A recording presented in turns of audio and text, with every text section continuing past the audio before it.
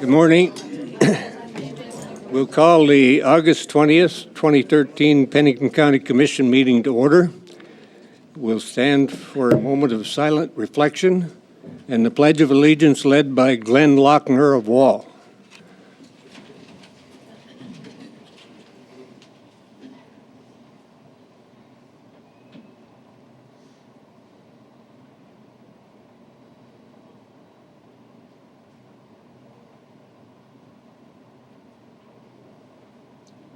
Go ahead, Glenn. Allegiance to the flag of the United States of America and to the republic for which it stands, one nation, under God, indivisible, with liberty and justice for all.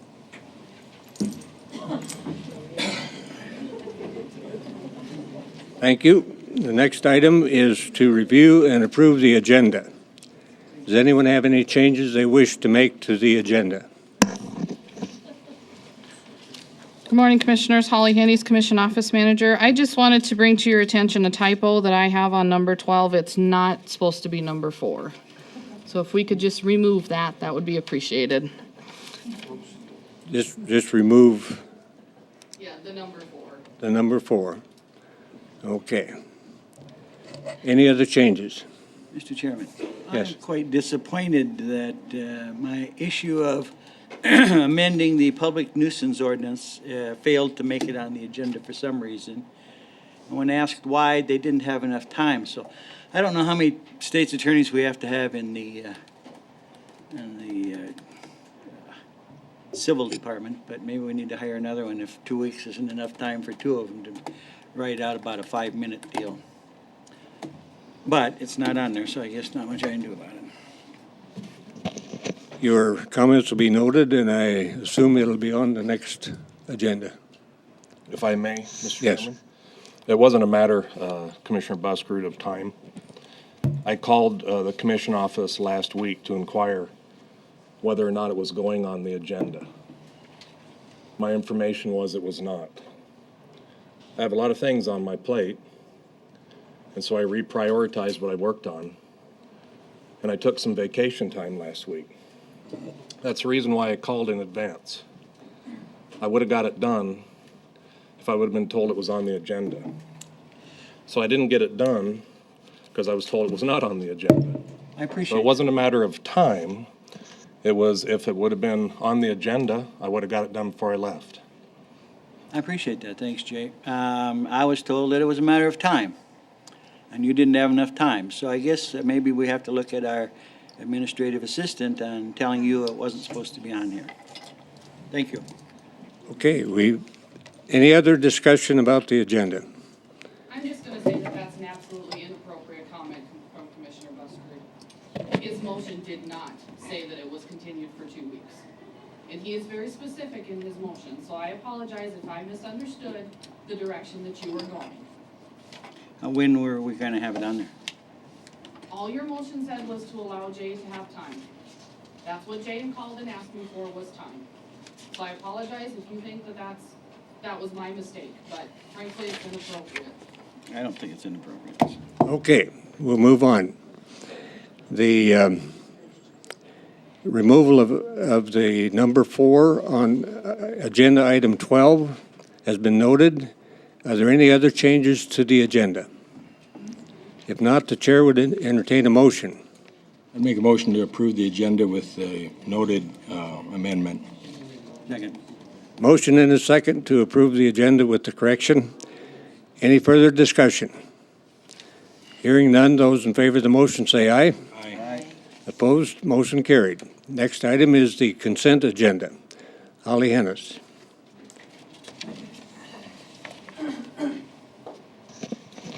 For full public notice, the Board of Commissioners uses a consent agenda to act on non-controversial and routine items quickly. The consent agenda is acted upon by one motion and vote of the board.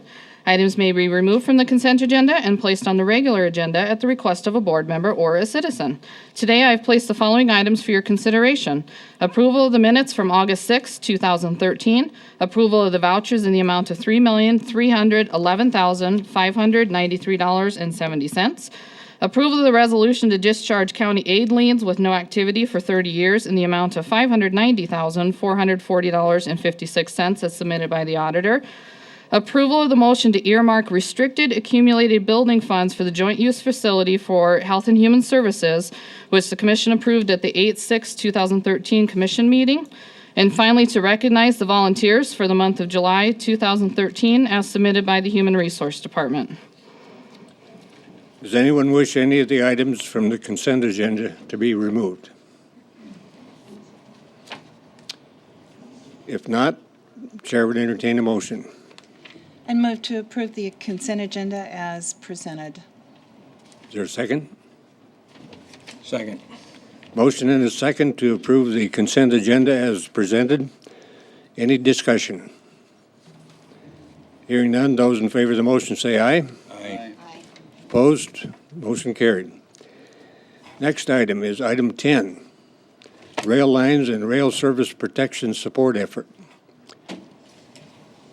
Come forward and state your name, please. Good morning. My name is Daryl Meekum, and I'm here on behalf of the West River Rail Association. And the reason I'm here is to make you aware of a situation where the CP has requested to sell the line from Tracy, Minnesota to Rapid City, north to Colony, Wyoming, and then south to Chadron, Nebraska. The state has filed a petition to the Surface Transportation Board.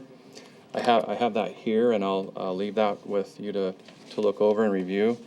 In addition, I've got system rail maps that I can leave also, so you have an idea of what's involved and what's at stake.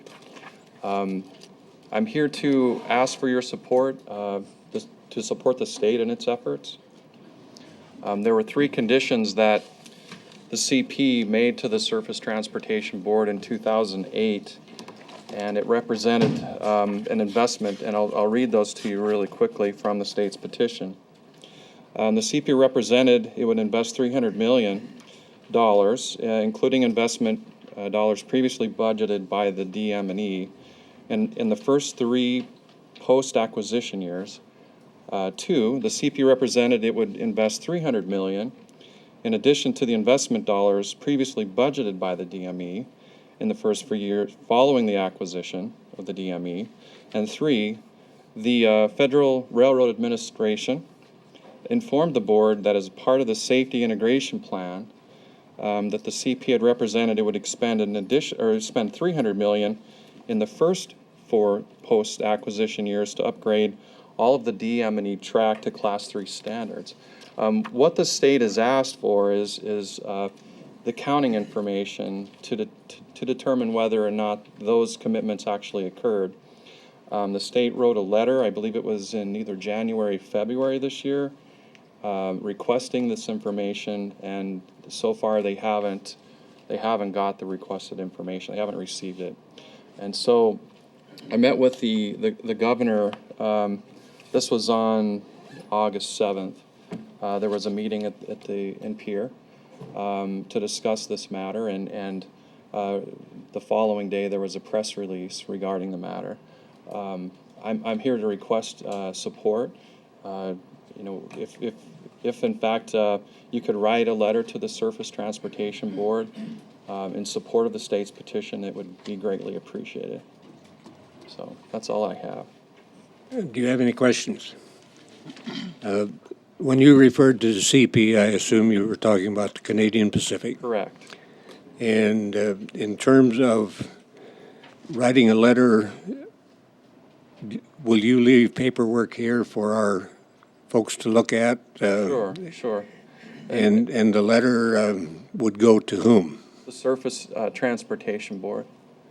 Yeah, and we're the organization. We're developing a template, and that if that would help, we would be happy to email that or provide it to for your review as well. Okay. Don? I'm ready to make a motion if you're Sure. at that point. I'd make a motion to support the state's efforts as it relates to this issue and authorize the chairperson's signature on a letter of that support. Second. We have a motion and a second. Does anyone wish to comment on the motion?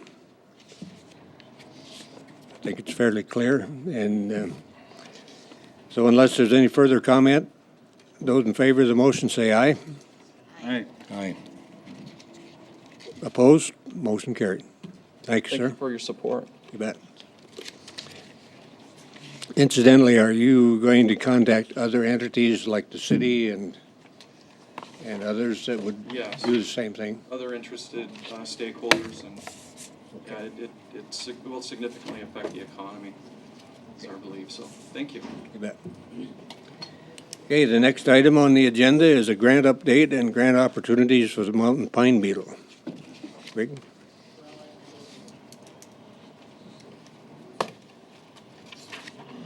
Mr. Chair and members of the commission, thank you for the opportunity to come and visit with you today. The reason for this conversation is a few weeks ago we were requested to meet with the Lawrence County Commission to explain to them and answer questions for them regarding the mountain pine beetle grant that the state has provided to the counties in the Black Hills. And when I reported that meeting to the Mountain Pine Beetle Working Group, there were members there that recommended that I should come to each one of the county commission meetings in the Black Hills area, meet with the commissioners, and make a short presentation and give you an opportunity to ask questions. So that's the purpose for my coming today, and I thank you for your time. Basically, the grant provided to Pennington County was for $670,000. It, by state law, it must be matched 2-to-1, or the county must provide $335,000 of cash or in-kind contribution. And that can come from the county and or other local sources.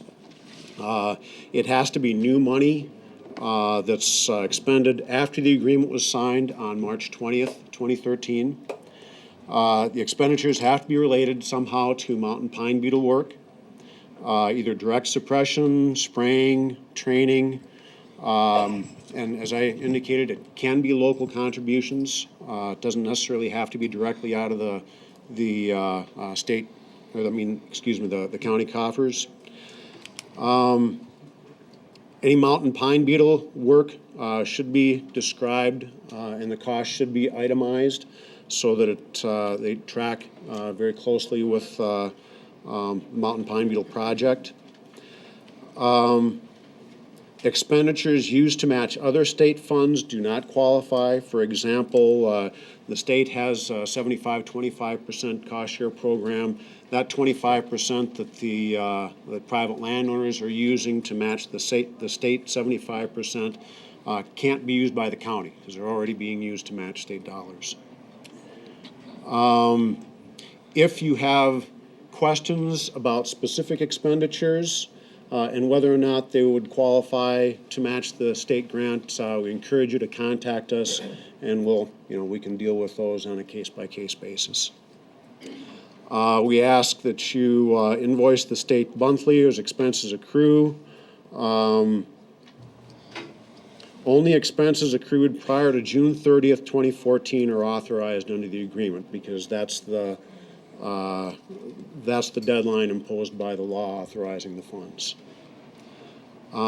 If you don't anticipate being able to use all the funds, we'd like you to let us know as soon as possible so that we can look at possibly redirecting those funds to one of the other counties.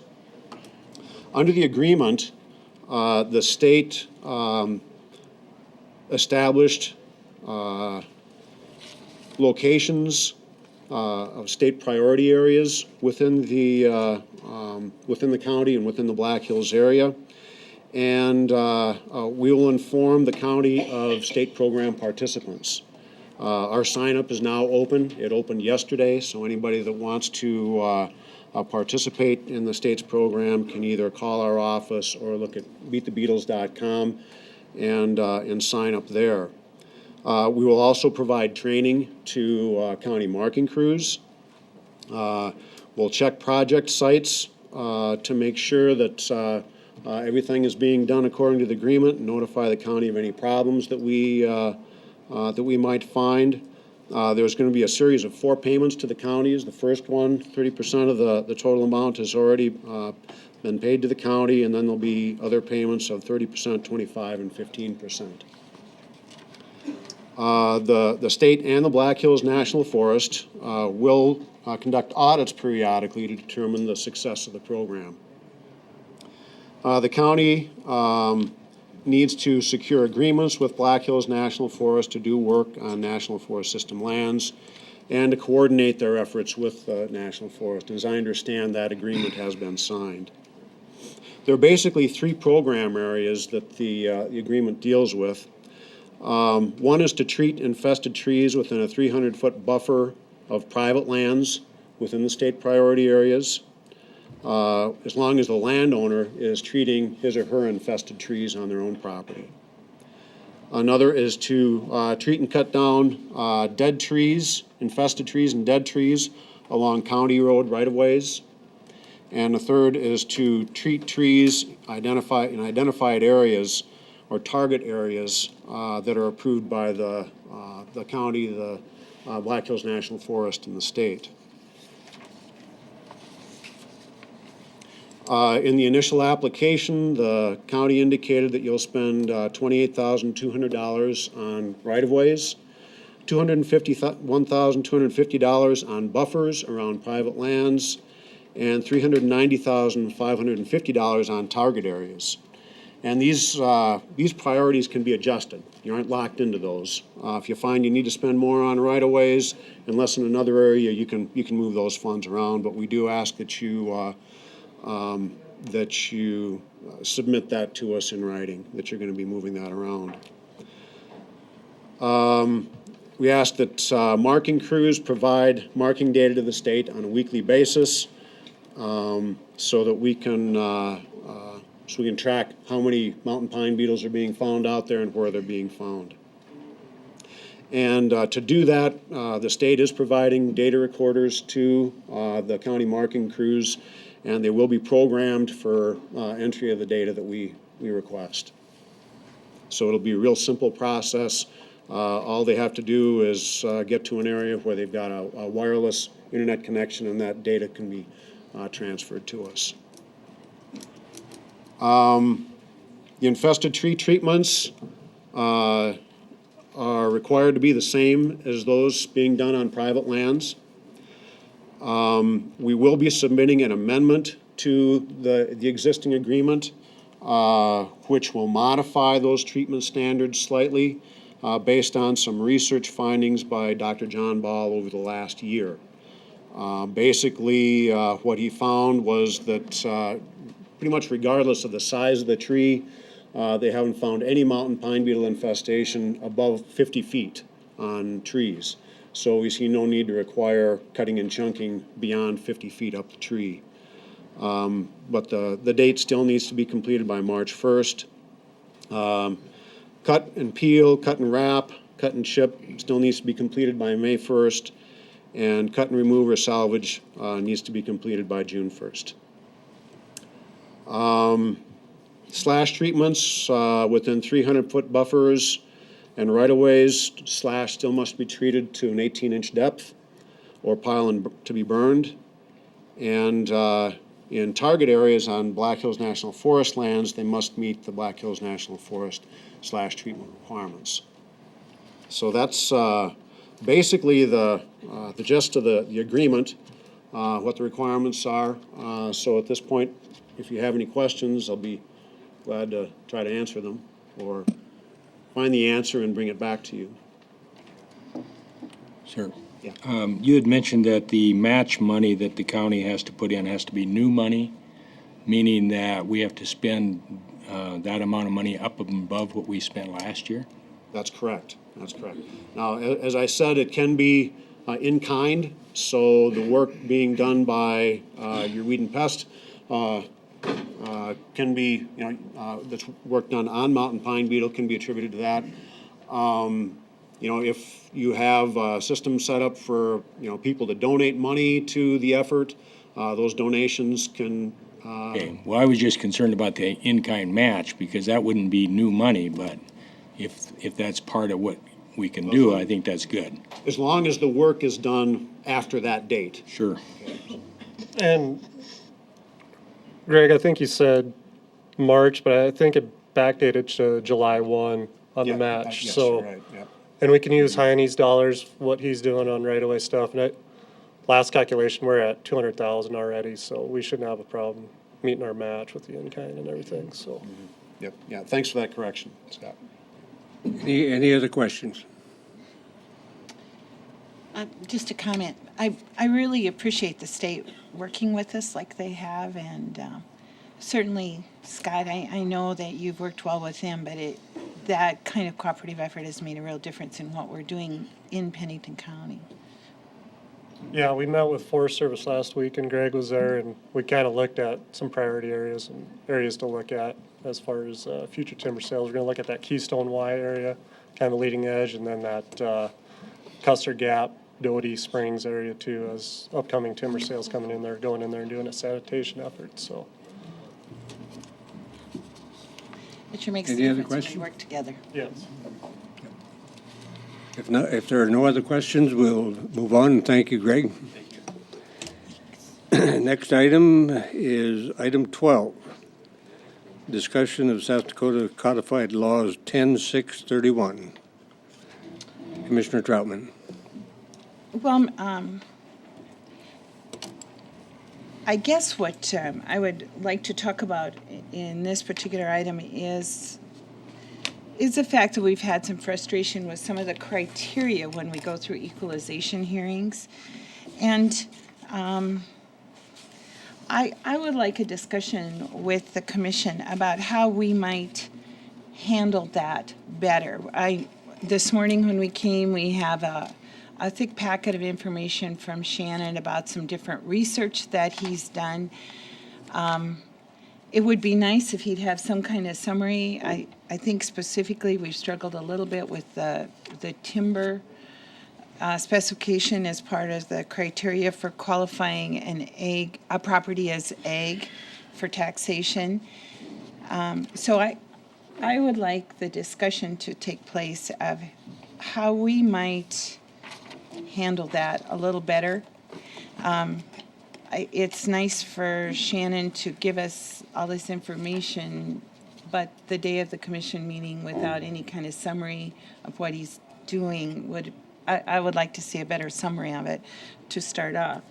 But I'm curious if any of the rest of you have some ideas of how we might do a little better job of handling, particularly the timber in equalization hearings.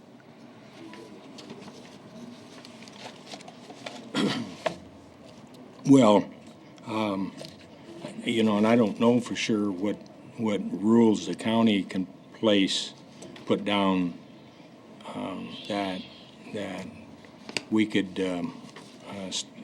give direction to the equalization office that says if a person is claiming timber, then they have to do X, Y, and Z, rather than just saying, these wild trees grow on my property, and every 10 years I'm going to cut some and sell $2,000 worth of trees, and so that qualifies for ag. Maybe what the county could do is say you have to be planting trees and cultivating trees if you're going to use trees as a qualifier for ag. I don't know if legally we can do that through the current legislation, but I guess the same would go for other qualifiers for ag. I mean, if you read the statute on the ag qualification, it says the primary purpose of the land is for ag. And so we don't have a good definition of what the primary purpose is. And I think it varies on who makes the appeal and who happens to be sitting on the Board of Equalization at the time it comes up for an appeal, as to who gets ag qualifications and who doesn't. I mean, when you look at the list that Shannon gave us, there's places under 40 acres that are already getting ag, and they're getting ag because They appealed it. They come up with their argument that what they were doing was ag. And apparently at least two commissioners, whenever they made their appearance, and I'm not saying any of the board here, but two commissioners voted, yep, that person's ag. And so I think if legally we can do it, this board needs to set some very specific requirements that people have to meet. And if they don't meet them, they don't get it, no matter who's sitting on the equalization board. So Before we go further, I might just point out to the audience that we have some legislators here, and I'd like them to introduce themselves and the district they represent, because I don't want to mess it up. So, and the reason this is important is because the state law is the foundation of what is done on the county level. And certainly circumstances have evolved in such a way that we recognize there's room for improvement. And so collectively, maybe we can get something done that's better than what we have. So would you start with the introduction, please? Thank you, Mr. Chair. Scott Craig, District 33. Don Cox, District 35. Mike Bershio, District 30. Chip Campbell, District 35. Any others that I haven't picked out anywhere? So in the course of things, as we go forward, certainly you folks have indicated an interest and a willingness to pitch in on this, and appreciate you being here. Go ahead, Nancy.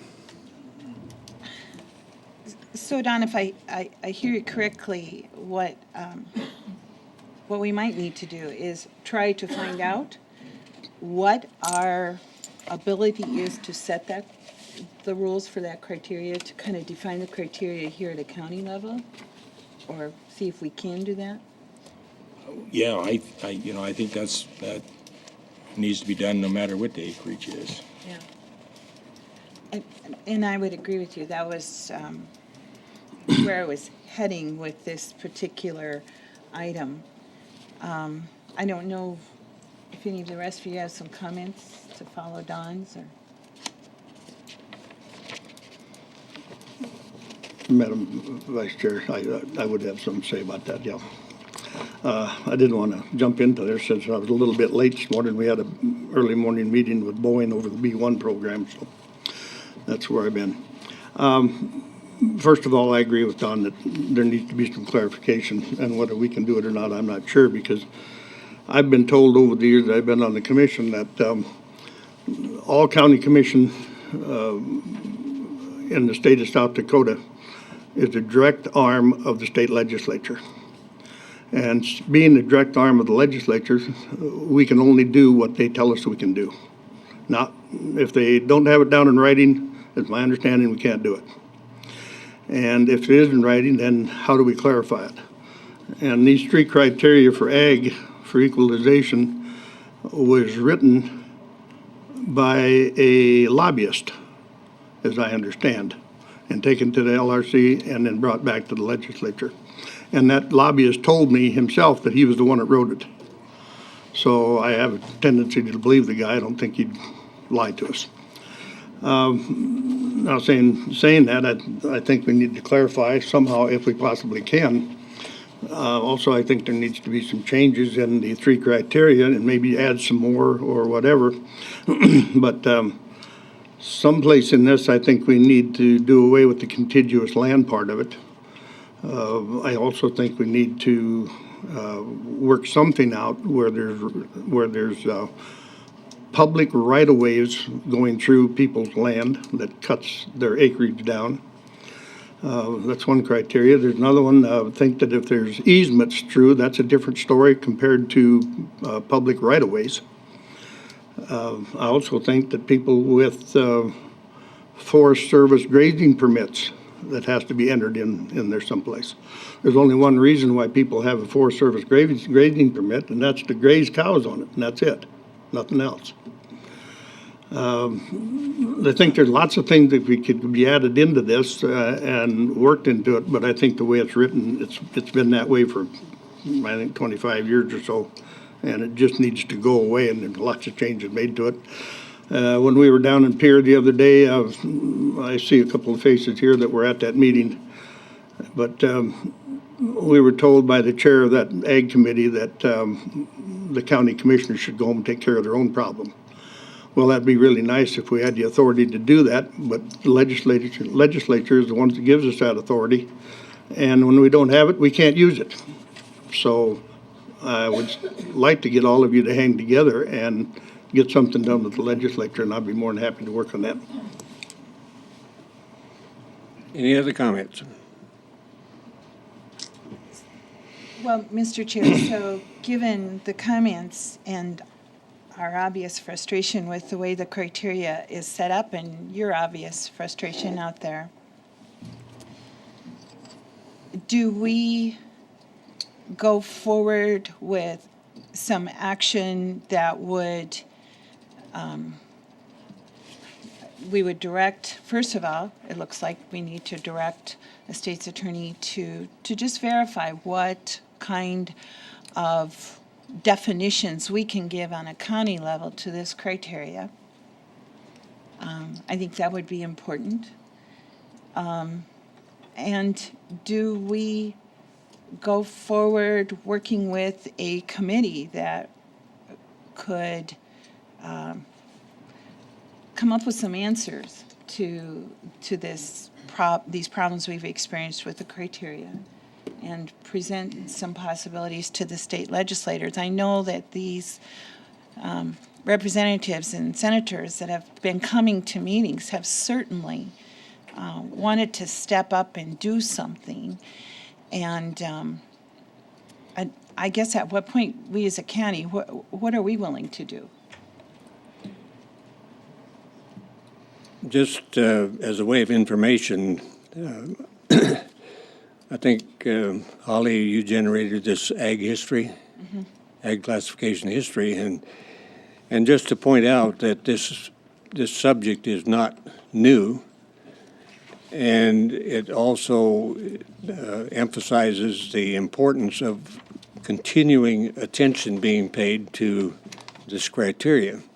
But in 1982, the county commission raised the ag classification from 5 acres to 20 acres. And the motion was that it be raised to 20 acres for 2 years as a trial method. So time has wrought changes, as we well know. But I think it also suggests that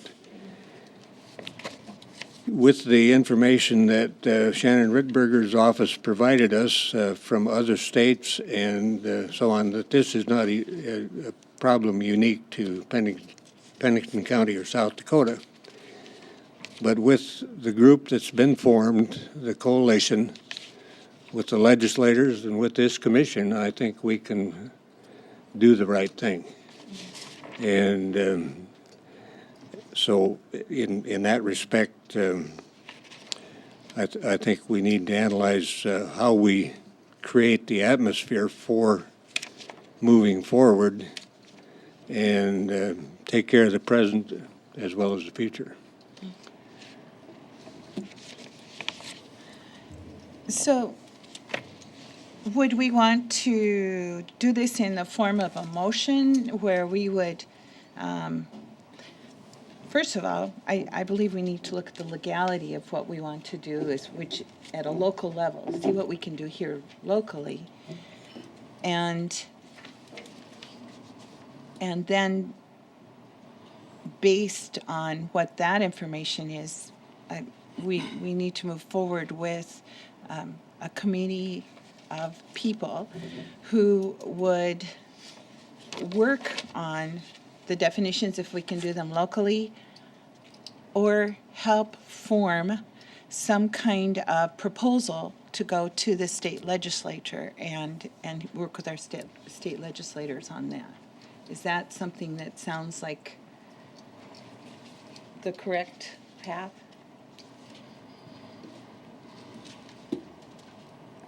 So then I would make that motion that we would first direct our state's attorney to research the legality of us defining this criteria on a local level and give us the guidance that might be out there legally to do that. And secondly, to form a committee, and I'm going to have the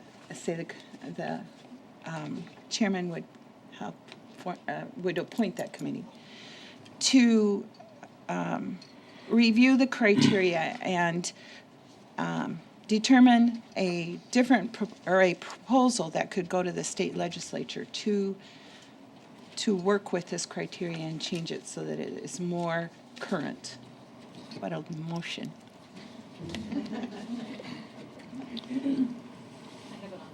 That's good. Madam Chair, or Vice Chair, I'm sure should say. Do we have a second to that motion?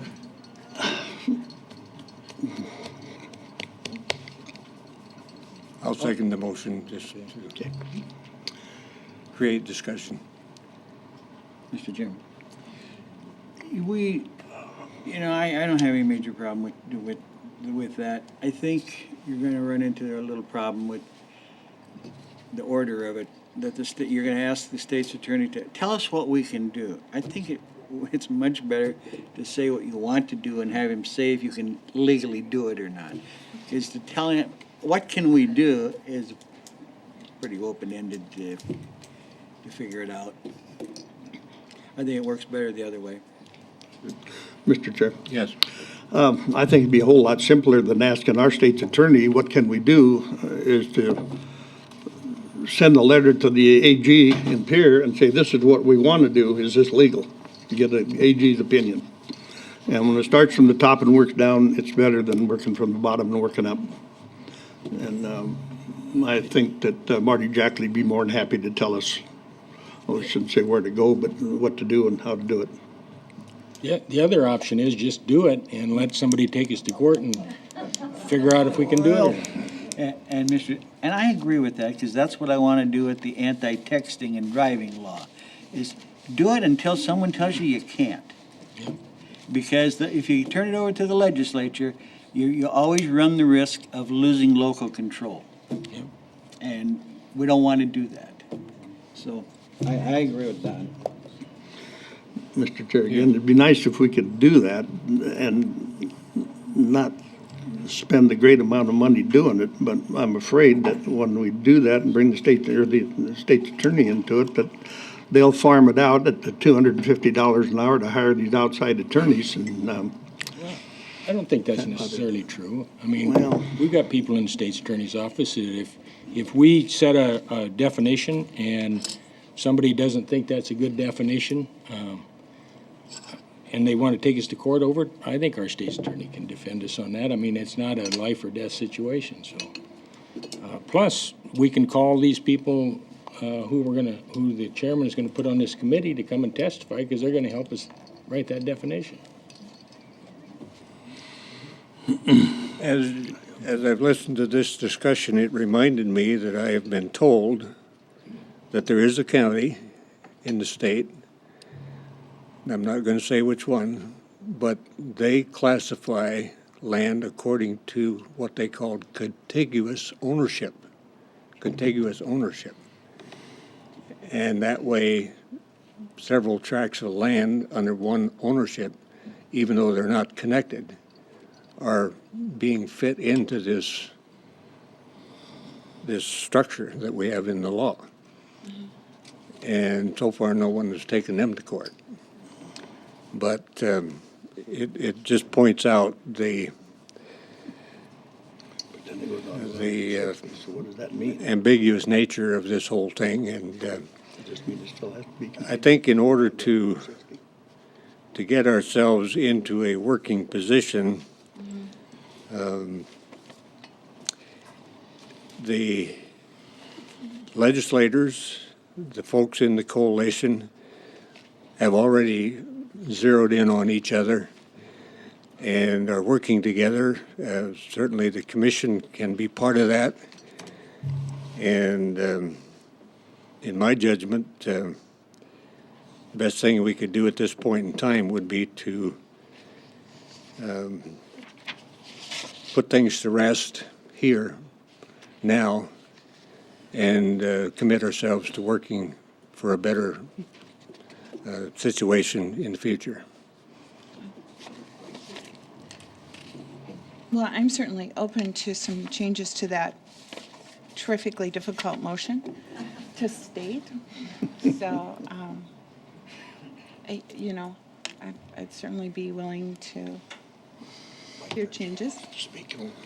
Okay, we have legislator that wishes to speak. Come forward, please.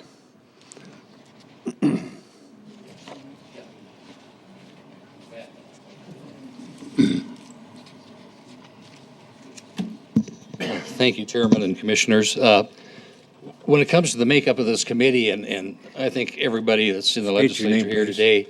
State your name, please. Mike Versio, District 30, House of Representatives, sorry. It's much easier to get something when you get the right people involved on a committee and get all the answers to questions before you get it to a committee or to the floor and peer. It makes life a lot simpler down there. And just as a suggestion, I guess it's your committee, but I think, somebody from the coalition, somebody from your equalization department, somebody from your commission. We've got two people on the Ag Committee here. We don't have any taxation committee members here, and I didn't bring my book. I'll have to look up and see who here is on taxation, and somebody from the Department of Revenue out of Pierre to make sure that we're on the straight and narrow here. So that would just be my suggestion. We're more than happy to work with you, but if we can get this basically resolved and written before the start of the session in January, we'd be a billion miles ahead of the program and have a really good chance of getting it passed. Until then, it would be nice if you would either declare a moratorium on the 160 acres or rescind it until after that those decisions are made, or however you want to do that. If you have any questions, just call on us. I got a Yes. question. What is key with the 160 acres? I mean, that's within statute. Are we talking about changing that statutorily? We can change anything you want. No, but I mean, is that what the proposal is? We don't have a proposal. Well, why would you think we need to rescind what the acreage requirement is right now? Didn't it go from 40 to 160? Yeah. So Well, then, you're saying something's wrong with that? no, I'm just saying if you're not sure of how to handle that, Oh, I see. why not wait until we have a committee and get everybody that you guys can agree on too? I And can tell you, the committee, if you leave it up to the committee to decide what the acreage should be, it'll be 20 or 40. I mean, that's Well- everything we've heard, and people come forward, they want it lower. They don't want it higher, they want it lower. So if that's what we're trying to Well, solve, not then necessarily, or we could come up with something that's, it could be a third, under Article 11, Paragraph 2. We can make those rules at the legislature, and we can do anything we want. We can make a third classification. Hobby farm, or, I'm just throwing that out. I don't want to insult anybody by saying hobby farm, but there are things we can do. Mr. Chairman, we're talking about 10-631, which has absolutely nothing to do with 160 acres. Understand that. Okay, so I agree it down. I don't know why I got brought up. Mr. Chair. Yes. And since Mr. Vergio is at the mic, and I'll just bring up a couple of things that I've been told, and especially when I was in Pierre the other day at that ag meeting, that we were told that it wasn't necessarily the legislators that were having a problem with it, that it was the Department of Revenue. Well, if it is, and I'm going to say if, a big if it is the Department of Revenue that's stalling things off and not wanting to change things when it comes to this ag classification, who are those people? I thought they worked for us, and we didn't work for them. So maybe we should try and find out what's going on in revenue and jerk them up short before we ever get started on this thing. I don't think the revenue has any problem with this particular law or anything to do with it. What they don't want to mess with at this point, because they're working on it right now at that committee that you went to with Senator Roden, is how to develop what we're going to assess ranch and farm property, how to make that a little bit more fair and bring it more into line with what the property is actually worth. But that situation is, I'll lay it right on the line. Mr. Roden is an ag person, and he's the head of that committee. And those few people have figured out that they're making too much money to be assessed underneath the, what the land will produce schedule that they already have down there. So they want to change that before they worry about changing this. And that's people that's running the committee are saying, wait a minute, we're paying too many taxes. We don't want to do this. But that has nothing to do with the Department of Revenue. What? That doesn't have anything to do with the Department of Revenue. That has to do with those Well, personalities. yeah. But we have two representatives right here who are on the ag committee. Neither one of them are farmers or ranchers. One's a pastor and one's a retired employee, state employee. Yeah, but the meeting that I was to the other day was an ag committee meeting in Pierre, and Senator Roden basically said, I don't want any part of this.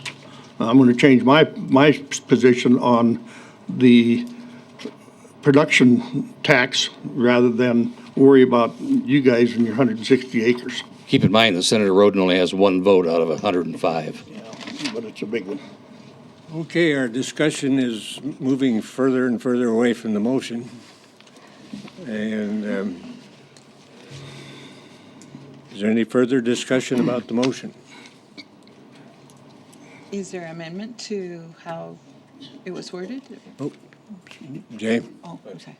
May, Mr. Chairman, it's been a good discussion this morning, and I appreciate all the comments. And going back to what Commissioner Davis had mentioned earlier, by statute, counties, cities are the same. They have that authority which is expressly given them in statute, or one additional item, or that which is reasonably implied therefrom. And of course, when you have a statute such as 10.6, 31.3, for instance, the three criteria, and 10.6, 31, frankly, they're very ambiguous in a number of areas. They don't give you a real clear roadmap. Principal use devoted to the raising and harvesting of timber. Define that. Well, I can mean? come up with one. I mean, I would come up with a definition for that if it's legal for us to do that, and then use that as a criteria on approving it, and that's. And so one of the points I wanted to make here is that when you rely on that second half of that statement, or reasonably implied therefrom, I think you can take a reasonable effort at defining what you think it should be. But of course, when you do that, it's subject to some ambiguity and always a challenge to clarity and authority, and all those things are always present because it's not express. And you've heard me. I've always advocated for the legislature, frankly, and it would be a wonderful thing for the legislature to seriously look at these statutes and try to clarify for all of us, whether you include more properties as ag or you exclude more properties. Frankly, as I stand here, I don't care. What I want as an advocate and an advisor for the county commission is clarity, so that I can advise you on what is clearly the law, and you can feel comfortable moving forward with a sound foundation and basis for doing what you do. These statutes absolutely need clarity. They need some clarification. They need to be worked over. You have, the one statute says 2 of the 3 criteria, but the statute right before it says you have to use all ag property exclusively for ag. So it sets a 3rd criteria. It's hard to say that you can do 2 of the 3 when the statute before it is really saying you have to make a use. Regardless of the other 3 criteria, you have to use that property exclusively. And the principal use has to be. They butt heads. They clearly do. We all know that, and we've dealt with that for years, and we fight it every year in Pierre at the Office of Hearing Examiners. Why? Because of the lack of clarity in the law and direction. So I strongly encourage and absolutely respect the challenge in Pierre of trying to pass laws that account for everything, that take every scenario into account. If you've ever tried to draft an ordinance or a statute, it's a heck of a challenge to do it perfect. But this is one set of statutes that clearly are deserving of a second look in 2014. It's time. And it would sure make your lives better, mine, and everybody in this room a lot happier to have some clarity and some direction. Not everybody is going to be pleased with what comes out of Pierre. That's a known. It's not their fault or anyone else. It's just life. But to have some clarity in these statutes would really help everyone here. And I certainly advocate for that. And I would do my best to help out any way I could to promote that process, help legislation, whatever it would be. I would like that. So is that our legal opinion? It's a good opinion, I think. Any other comments?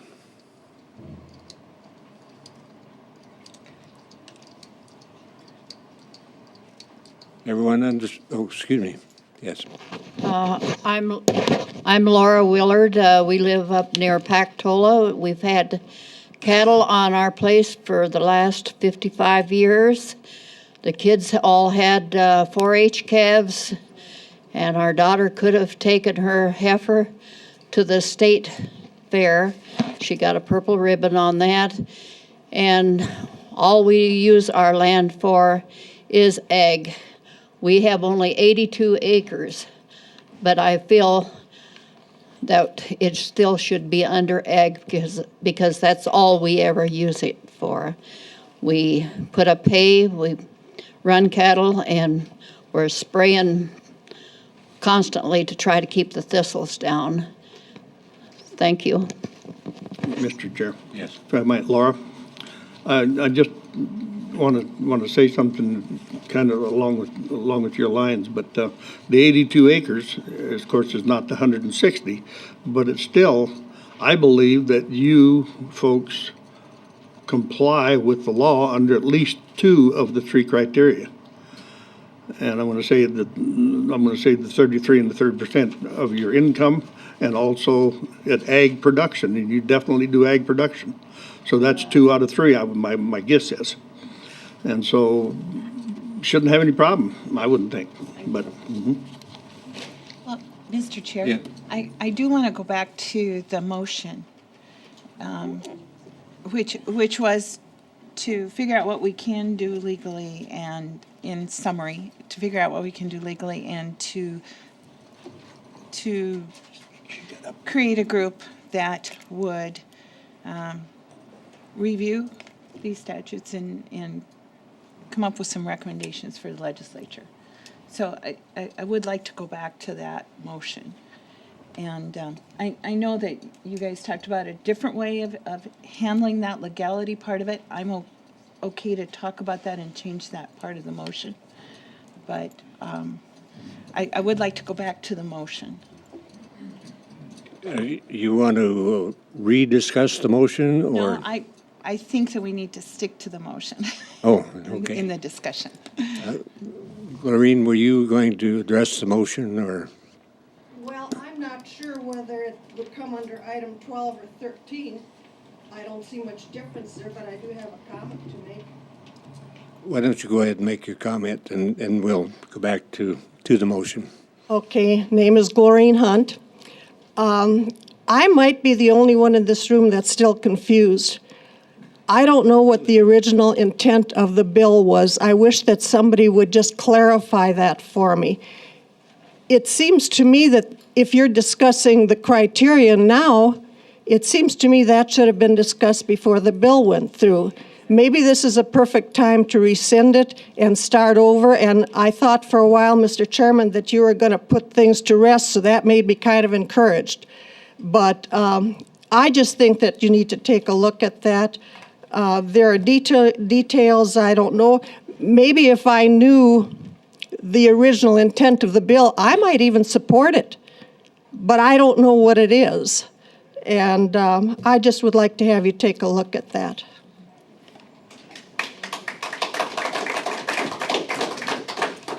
Okay. Any other comments about your motion? I don't, Is the commission ready to vote on the motion? Roll call vote. Yes. Davis? Yes. Holloway? Yes. Troutman? yes. Peterson? Yes. Motion carried. Item 13. So item 13 is a harder one and probably maybe a little more controversial, but I'm going to start the discussion by, first of all. You can't hear. Oh, I'm sorry. This one is certainly the base of our controversy. We were at 40 acres. We've now gone to 160 acres. And I think we need to do just what Glorine was mentioning just a few minutes ago, in that we need to think about the real reason of why we did that. And I know that there are a few who have some concerns, and we've expressed them over and over again. So I think as a commission, we understand the concerns. But I think and certainly I wasn't here, I apologize, I wasn't here on the day of that motion, but I would like to have had the opportunity to study it more up front. And I felt that, and still feel that we need to do the research and the studies, and everything that's been going on has been great, and I appreciate everybody's time, and the commission has spent that time, and certainly all of you out there and the legislators have. But I think that we need to go back, as Mike talked about, and just start fresh, go back to where we were, see what we can accomplish in good, positive changes, and not miss the opportunity to do that. I have a concern that if we leave things as they are with 160 acres, that it sends a message to Pierre that, well, you know, we're frustrated with things and we did this and we just really don't want to put the effort into it. So we're going to ask Pierre to fix it. And I don't think that's going to play well. I think that they expect us to take some responsibility, and certainly working on our own definitions and doing that sort of thing is part of that responsibility. But Madam Vice Chair, you're letting them off the hook. you think so, huh? Absolutely, I think so. I guess I have faith in trying the process. I believe that if you try it,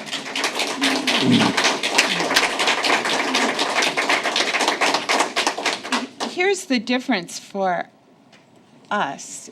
If we try to work with Pierre and it doesn't work, we can always go back to the 160 acres.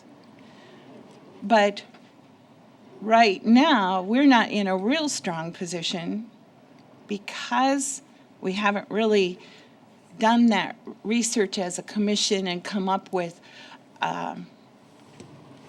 reasons that people seem to understand of why we did this. Then I don't know how strong a position we can have when we go to Pierre. What is your position when you go to Pierre? Well, I think we're going to develop that. Certainly, we're all agreeing that these statutes need to be looked at, that they're ambiguous. But you're talking 160 acres now. What are you going to do about that? Either it's that or it's lower, right? I mean, I don't know what you expect the legislature to do. What do you want them to do about it? Change it to what? So we can't do anything? Take away our control over it? That's what you want them to do? That's why we need to be a part of it, Ron. That's why we need to be a part of it. I don't have a problem doing whatever, but it's kind of a, here it is. Let's go to Pierre, let's go to Pierre. What are they gonna do? They're gonna come back, they've already done what they're gonna do. It's up to you guys. It's 40 or it's 160. Make up your mind. What do you want to do? What are they going to do? I don't understand what we're going to Pier to do. If you want to put it to 40, make the motion. Let's vote on it. There's 5 of us here. Mr. Chair, Yes. I'd just like to, and I'll kind of answer Glorine's question of why this happened, as far as I'm concerned. And I want everybody to know that my family's been in the ag business in South Dakota probably longer than a lot of your relatives have. And my family moved into the Belfouche Valley and built their first home in 1876. That's how long we've been there. So I do know a little bit about ag. And this is the first time since I've been on the county commission in nearly 12 years that I've seen a united front from the ag community sitting in here. Now, I really believe in my own mind that if we drop this back from 160 to 40, you'd all go home and say, well, we won that one, so we're not going to, that's enough of that. Okay, well, now see, there you go. Maybe we've got you fired up, get something done. But here's my problem. Here's why I kind of went along with this. I don't have any problem with farming the land or ranching the land. What I have a problem with is some people, then I'll clarify, some people farming the taxpayer. That bothers me. And I said some people. And I don't have any problems with actually farming and ranching and using it for the betterment of your family. But when you're farming the taxpayer, that's wrong. Can I speak to that? Yes, go ahead. Then I think that you need to go back to the criteria, which is where you started today, and redefine what it has to be. And I don't want to do just what you explained either, but why can't we force equalization to do what they were appointed and hired to do? It seems to me it goes back there. Again, equalization can only do what the law allows, period. And I'm not an attorney. I can't figure out what these things supposedly mean. I can, but they'll never go along with them. And that's why I think we need to start at the top with the Attorney General and have him tell us what our ideas are and whether they'll pass muster. But I'm willing to work with about anything here as long as we can make it work. But we're going to have to get together. We're going to have to lay out the rules. We're going to have to put down what we want to do, and then take that to the legislature. And I agree with Commissioner Buskerud. If you just go down and say, "Hey, legislature, fix this," Ron always has a statement that says, "Be careful what you ask for. You might get it." My name is Tina Ball, and I don't own large property, but the way that this went, Mr. Buskerud, isn't that the 160 is the issue. Really, it isn't. It has injured people who have for years done the right thing, keeping ag. And so it's the 160 is part of the issue. The contiguous is part of the issue. It's all a part of the issue. And the motion that you made did injure people who are agricultural because of the ambiguous nature of those laws or the rules. So it's not just that you're going to rescind your motion on just because it's 160 acres. It's what that created as it went through this process, and it alerted these people to the fact that it's all part of it, not just the 160. And so if you can rescind the motion on that, it will create a situation. We have a big group of people who have been working really hard, and this isn't going to just go by the wayside because it keeps coming up. This has happened so many times in my dad's lifetime, and in your lifetime. It's happened so many times. We need to make it stop. But for you to rescind the motion, it would put that all in a place where we can work on it. It's not just the 160 in that respect. And we have really good relationships with our legislators. We've really been working on it hard. I have a question for you, ma'am. Ma'am, I have a question for you. Oh, yes. Thank you. You said there's a large amount of people who've been working on this very hard. Mm-hmm. What have you come up with? We have come up with our whole ag group, Carol. We have group that we have a membership on it. We're all putting in money as far as making sure that if we need people to know, letting people know what's going on, and asking, we've been working on it. We've been talking to our What legislators. changes are you, that's what I was Well, trying to figure out is what have you come up with to change from what the... we have people that have been working on that. I've been making calls and just alerting people, but our other people that have, this is what would be good, what would work, and it is a process of making sure the people who aren't doing it correctly, it's the people who are doing it correctly who are being punished. And that's the thing that I know about. This girl is, I'm Carol Rails, and may I address that question, Mr. Holloway and commissioners? Because we are a volunteer organization, we have come together to discuss the issues, number one. And those issues we've all been talking about, and we realize that the ultimate solution is to look at the state statute.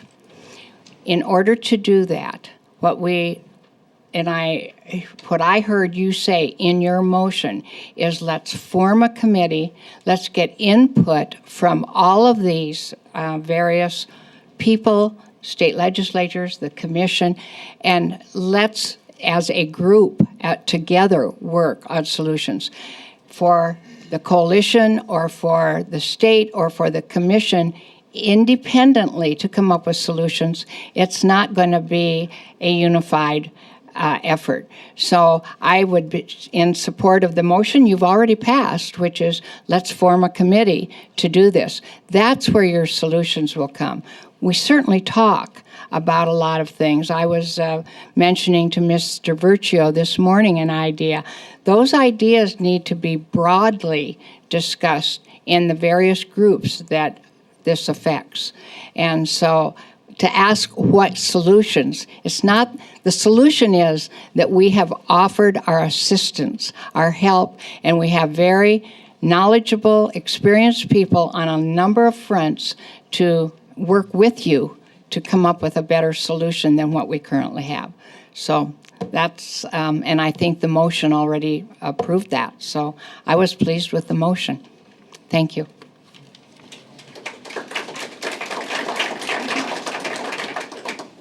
I'm Pamela Kammer, and I just want to remind everybody, we're an agricultural state. And anytime you just take away from agriculture, you're lessening the power as a state that we have and the power of the people to provide and to learn and to grow. And this is important to our children and our children's children to maintain ag status. We feed the people. And it is important on every level that every person in this room and in this city understands that ag has a place. And it's not to just say, ag is not a number. Ag is a way of life. Whether it's 5 acres or 2,500 acres, that is a way of life. And that's what everybody's missing the point here. This is important to everybody and to everybody's family that's here. That's why all these people are here out in the hall standing. It's not a number. It is a way of life, and it needs to be judged accordingly. Not 40 acres, not 160 acres. It's what that person is doing with that piece of ground that makes a difference. It's not a number. It's a way of life, and it's worth preserving. Thank you.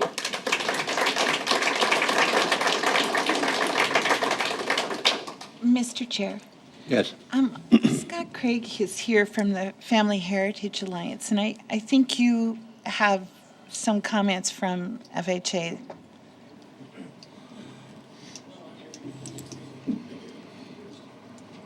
Right. Well, Mr. Chair and members of the commission, good morning. Honored to be with you. My name is Scott Craig, representative from District 33, also a member of the board of directors from the Family Heritage Alliance.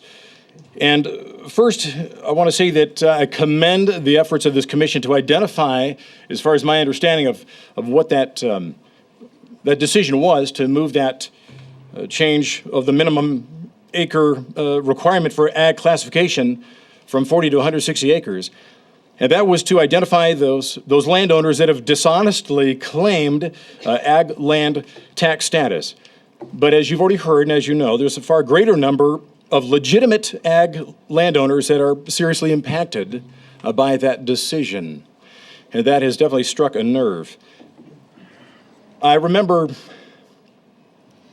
the original phrasing in the original Virginia Declaration of Independence from June of 1776, where it grants all Americans the right to life, liberty, and the acquisition and development of private property. And a month later, in July, on that 4th of July, they summed that up as saying the pursuit of happiness. I think that's very, very interesting to call acquiring and developing land, working land, the pursuit of happiness. But the reality is that we can tax people into losing that happiness. The board of directors of the Family Heritage Alliance, they are concerned about those families that appear to be caught up unnecessarily in that decision. And they're asking that you would consider what I just believe Commissioner Troutman has asked, that perhaps you would go back to the 40 acres. And we could start again from scratch, new dialogue, especially with a new subcommittee that might be appointed. Thank you so much.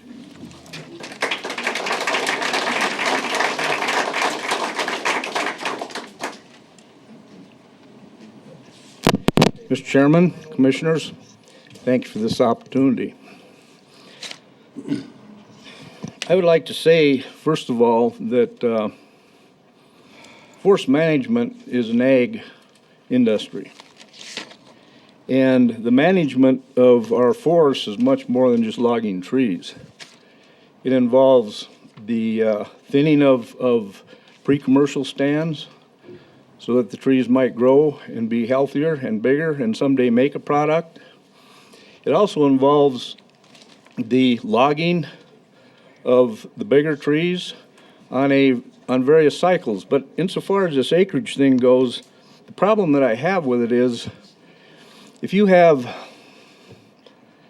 10 contiguous 40-acre plots, for example, that haven't been managed, that's 200 acres of probably bugs.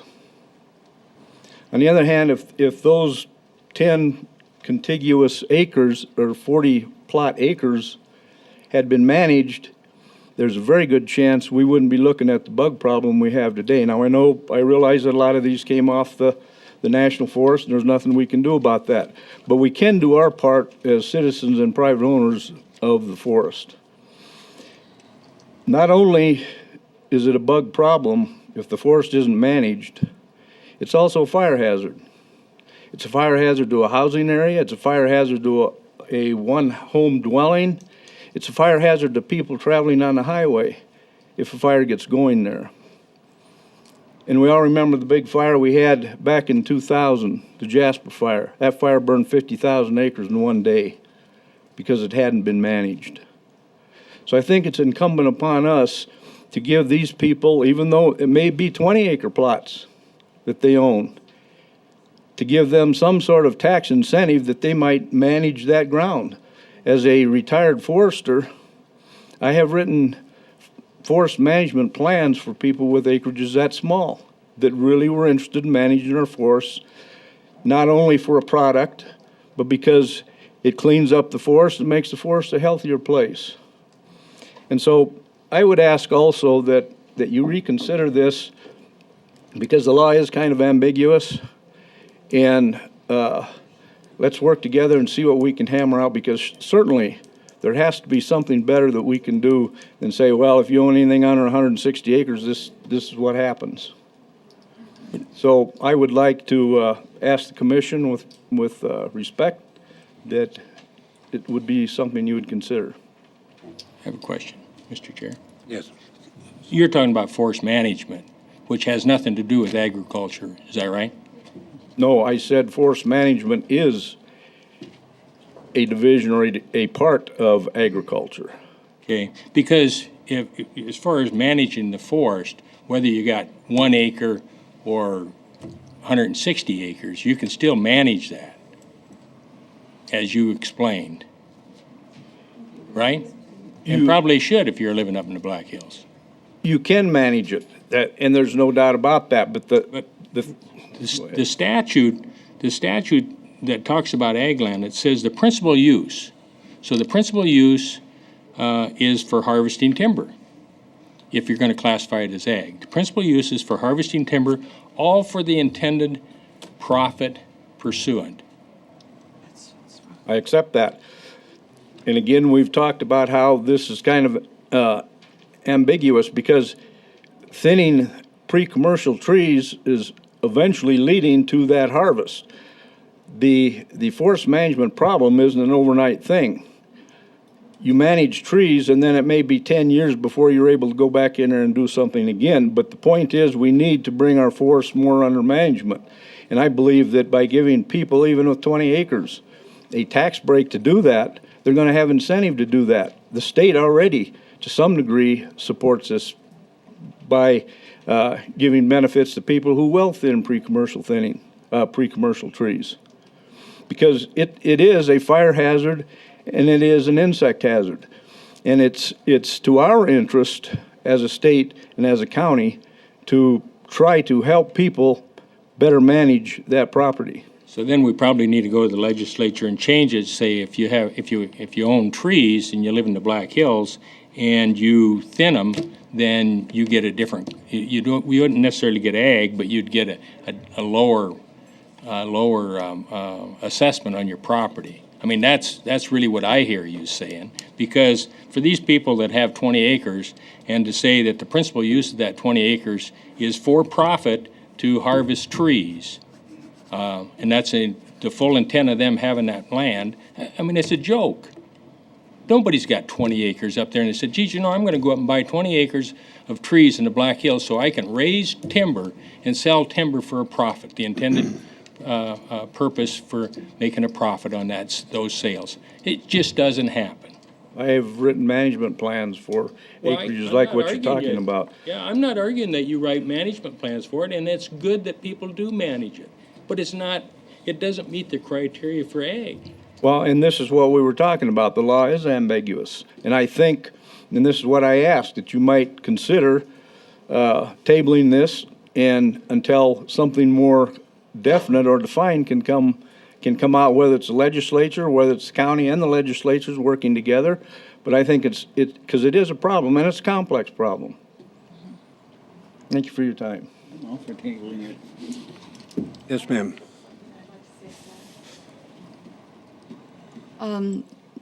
State your name, please. Margie Helgeson. One thing that doesn't seem to come up that I think is extremely important, I mean, I could talk about my personal situation and how I'm going to have to sell my land because I can't afford to pay the taxes and da-da-da-da-da, how I've been there I'm the fourth generation. 1877, my great-grandparents came there. It's my heritage. I could talk about that for a long time. But there's another thing that's of a great value, and it doesn't have anything to do with money. Well, it ends up having a lot to do with money, and that is having some open area in the Black Hills that's privately owned, that is taken care of by people like me who devote their lives to thinning timber, burning slash piles, and keeping that beauty there, and if I subdivide and I could probably put, I don't know, quite a few houses in there. What happens to the water quality on Spring Creek?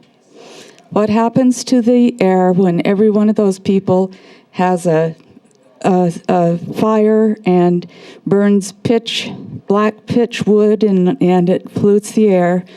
What happens to the roads? what happens to, those people are going to have to have some sort of services. Right now, I think the county provides something towards fire, the Whispering Pines Fire Department, I don't know. But, you don't plow my road. I have to haul water because I don't have any water on that property. There are other things of value. Heritage is one of them. The beauty, the serenity of the hills, the quality of the air and water, those kinds of things. A long-term plan is what's needed. You need to look at what you see down the road. Do you see 35,000 acres getting developed in Pennington County? I think that's what's going to happen if all of us can't afford to pay our taxes and sell that land.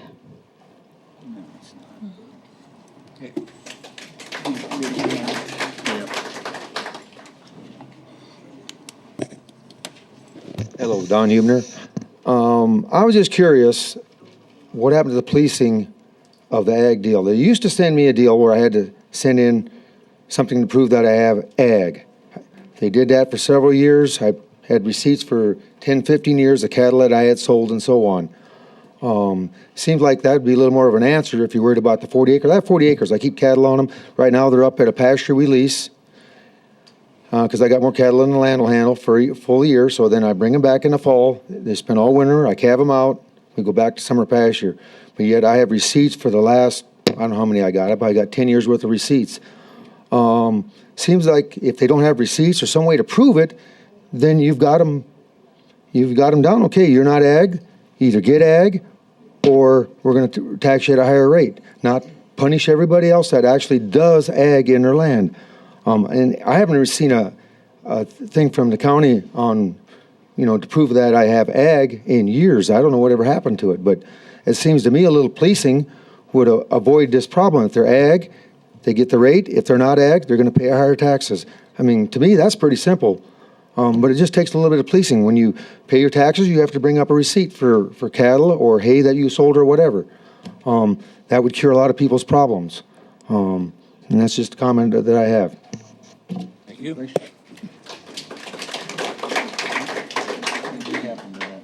Mr. Chair, I guess there's just, I don't know what we're going to do with these votes up here, but I am going to move that Pennington County change the criteria for the number of acres qualified for ag for taxation purposes to 40 acres. I'll second the motion. Mr. Chair. Yes. I guess I'm not going to be able to support that motion because I think the motion we just made before this was, let's put a committee together to take a look at this statute and see if we can't come up with some criteria. We've asked the state's attorney to identify what it is we can and can't do. And to back up, to change where we're at today without first letting this committee have a chance to come up with some ideas, I think is premature. Because we don't know if the 40 acres is right. Maybe it's 20 acres. Maybe we ought to be going to the legislature and get it back to a half acre, because I see some people's getting an ag status on a half acre in here. So let's let the committee do its work here in the next 30 days or so and see what we can come up with. And then that motion can be made at any time. I mean, this is for taxes assessment in 2014 that would be paid in 2015. So we would, because it was this commission's discussion, that we would have the Director of Equalization send letters to the affected owners of those parcels to alert them that this was going to happen. And we wanted to do that by November 1st. So are we going to go ahead and go through that expense as a county?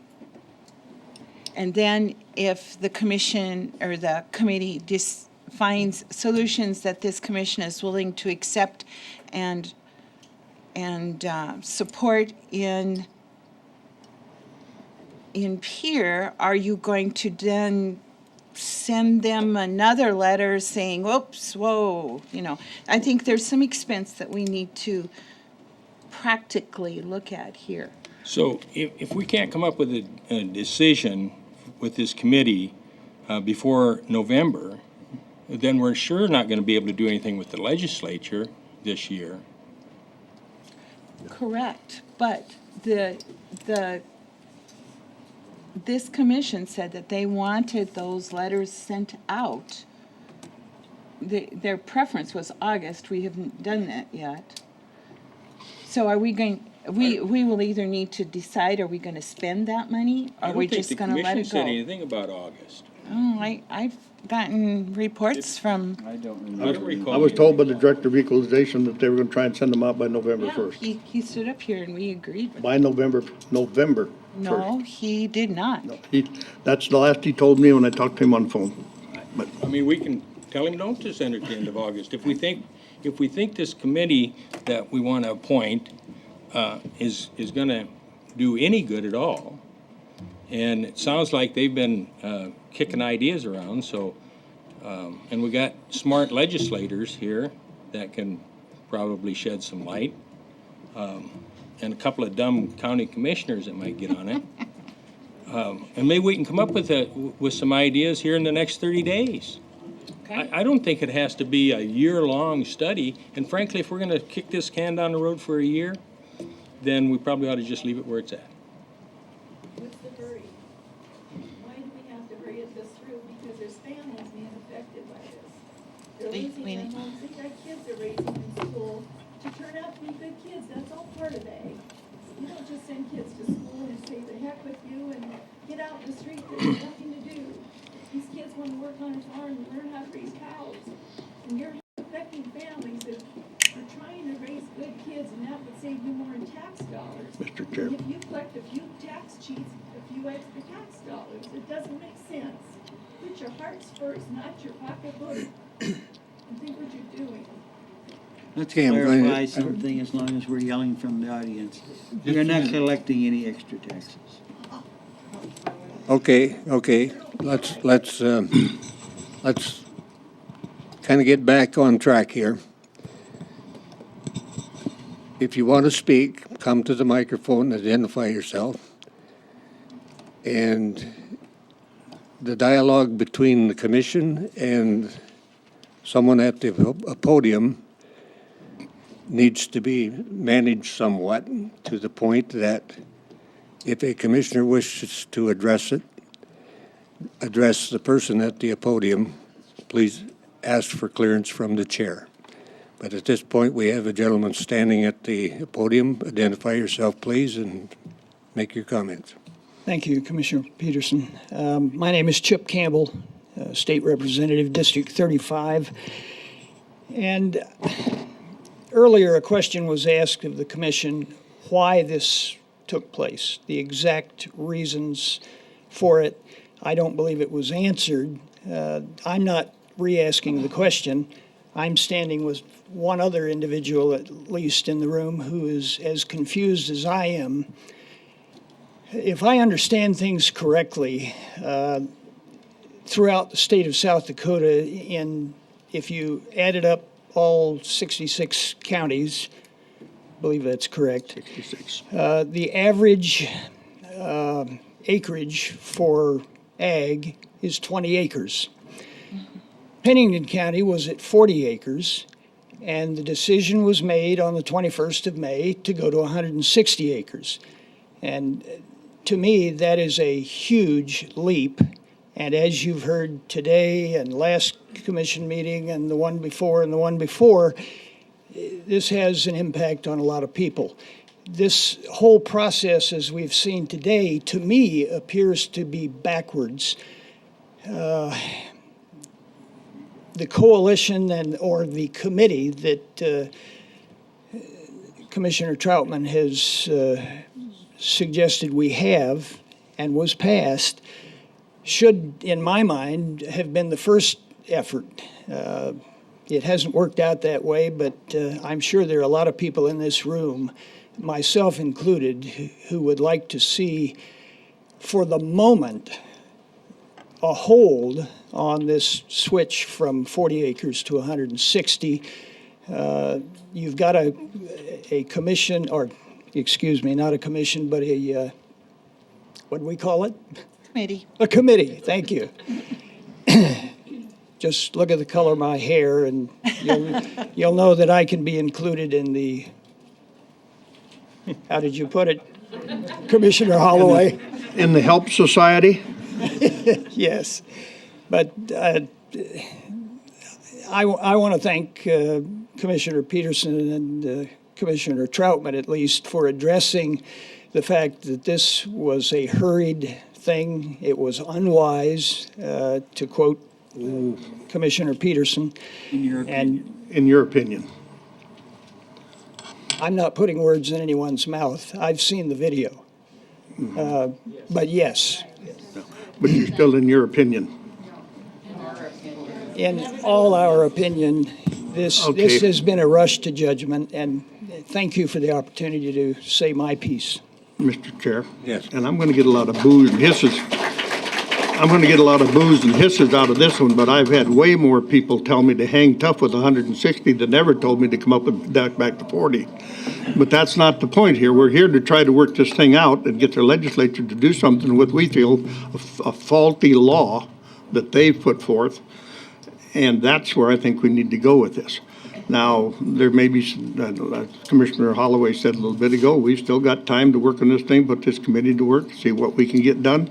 If we can work something out with it, there's still time to make changes before the tax sheets go out. That's where we need to go with this. And I'm telling you, and another thing, I don't know who's ramrodding this committee for sure, but as I know, there's never been a county commissioner invited to your committee meetings. And maybe that's the place you ought to start. Invite us out, and maybe we'll come. I invited you, and I invited Mr. Whiting back here to come into the, say again, Mr. Chair. If you would, I invited you two to come back here in the back, and we had a conversation with Commissioner Peterson and myself, and I think it was a pretty fruitful situation. And I think that's where we need to go with it. The commission needs to be involved in it. We don't need to be left out and a lot of insinuations made behind the scenes. Okay. Morning, Commissioners. My name is Bruce Rampelberg. I'm a senator for District 30, which comprises an awful lot of Pennington County. I've been trying to get a feel for a wide array of opinions and comments, and it appears to me that, like in many cases, when we do things, sometimes I know in my case at least, I make a decision, but I don't really know what might roll out of that in an unintended manner. And in my opinion, it sure seems like we have some unintended consequences here that need to be addressed. You know, we've got a lot of time, and I realize you're right, Commissioner Davis, that the tax statements will have to go out at some point toward the end of the year. But in the legislature, we've got a lot of time to put some things together. Personally, I think that we have enough people who have opinions about this that have thought their way through it. I've thought about several things that the legislature could do. And in fact, I've heard from a number of people that this is a legislative issue. And candidly, we have in South Dakota a pretty strong feeling about local control, and I agree with that. On the other hand, I think that there are circumstances under which the state needs to provide some guidance so that we have a little bit of uniformity across the state, which I think is a good idea as well. But I would really encourage the commissioners to put this committee together in a manner where you have a wide array of thoughts, because candidly, as a legislator, I've kind of chosen not to get too involved in this because I really want to hear some of the thoughts that we could consider at the legislative level.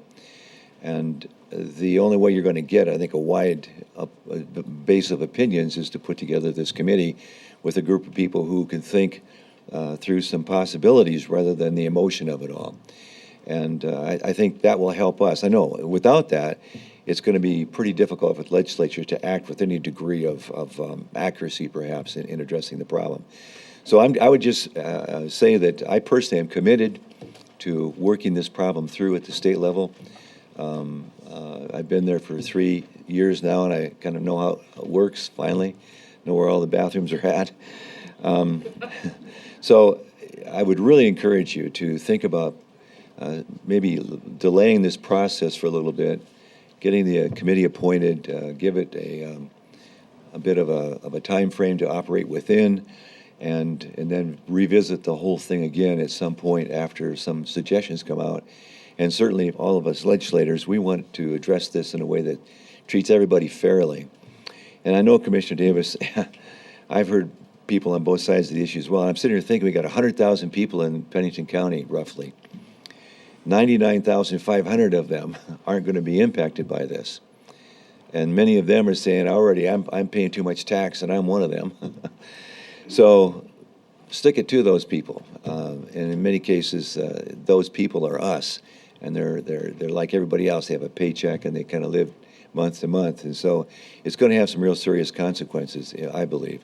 So I would just encourage you to press onward with this, slow things down a little bit, give us a chance to work with you as legislators, give the community a chance to work in this committee process to come up with what I think are good solutions.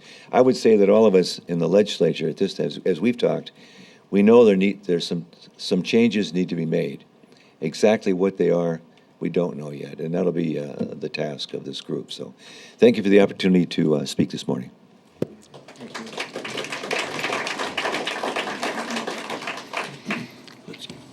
Good morning. My name is Chris Redden, and I do happen to, after some of our organizations with our coalition group, I am one of the co-chairs.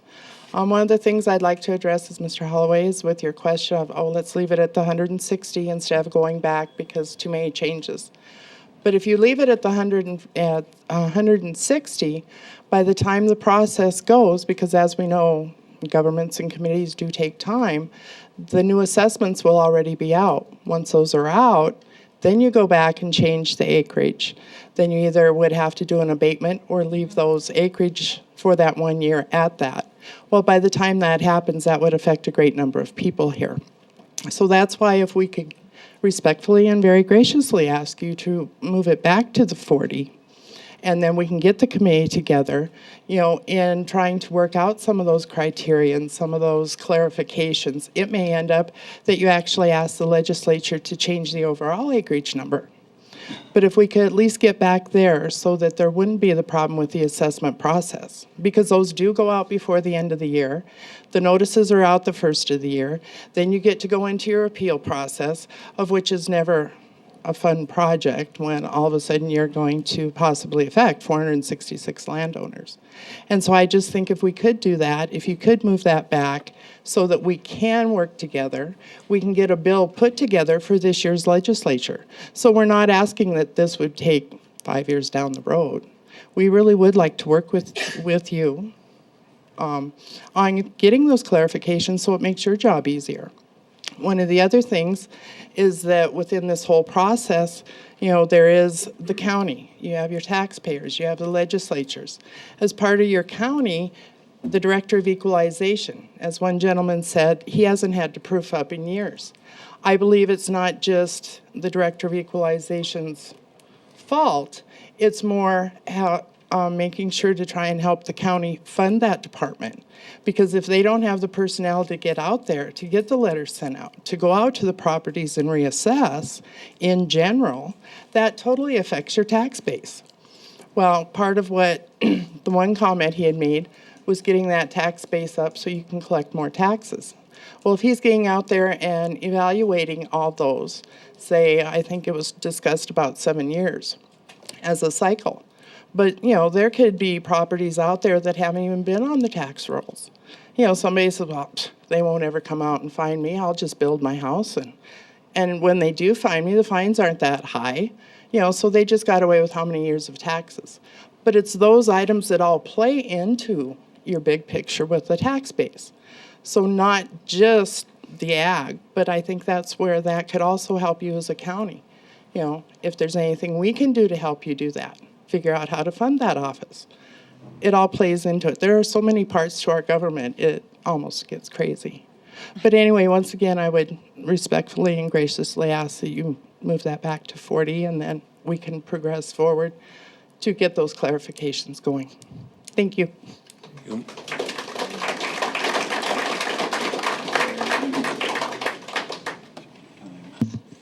Good morning, Commissioners. Patsy Henson. My conflict seems to be this.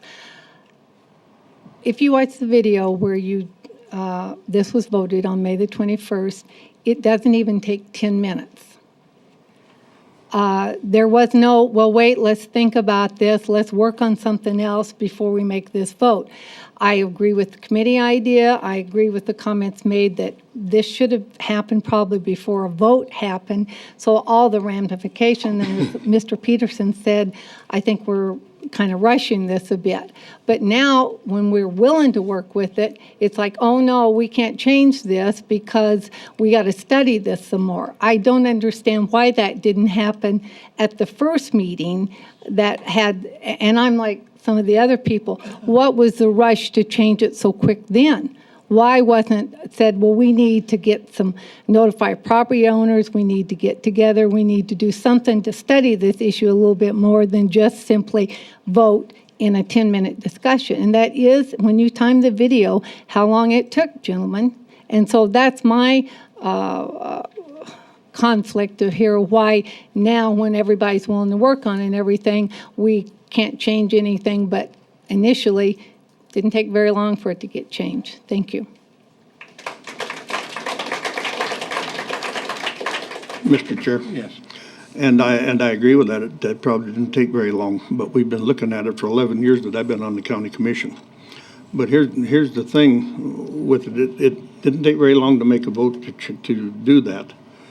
And I believe with the 60 days that we have between now and in the end of October, we should be able to work out something with this, with the committee and with the legislatures, and hopefully we can get something done about it. And yes, it probably wouldn't take very long to change that if that's the course it took. But we've got lots of time between now and November 1st.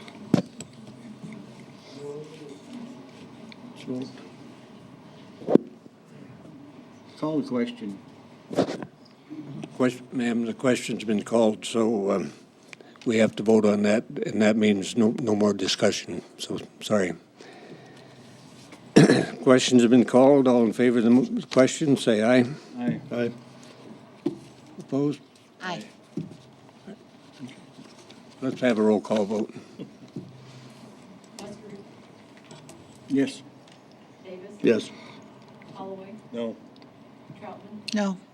Peterson? No. So the motion failed, so ma'am, you can come back up.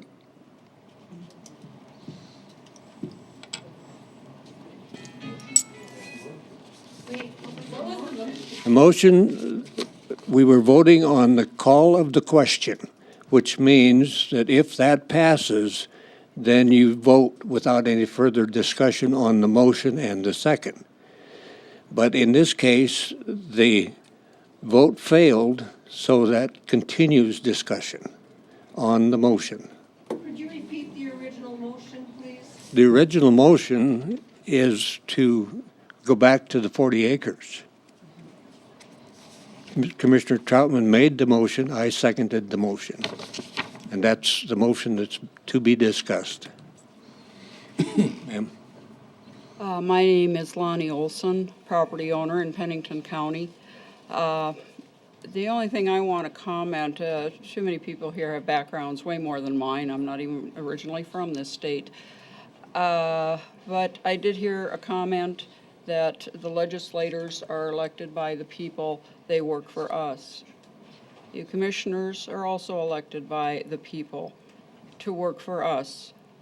And I didn't see anything asking my opinion until I read in the paper that this increase, quadrupling, had taken place. I do believe, respectfully asking, that you should be considering the people that are here, that are all asking, that they elected you, for you to listen to them and have a committee formed and talk this over before you affect so many people.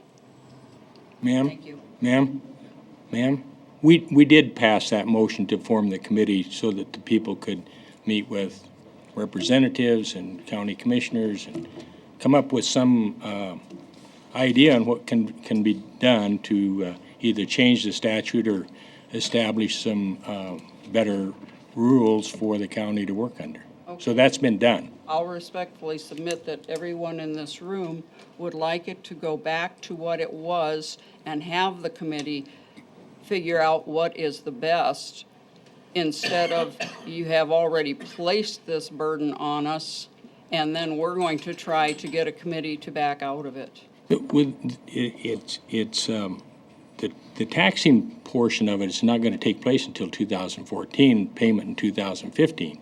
So if this committee can get together and take some action before November 1st, and if you want to do anything in the legislature, you're sure going to have it by about November 1st to get them to do something with it.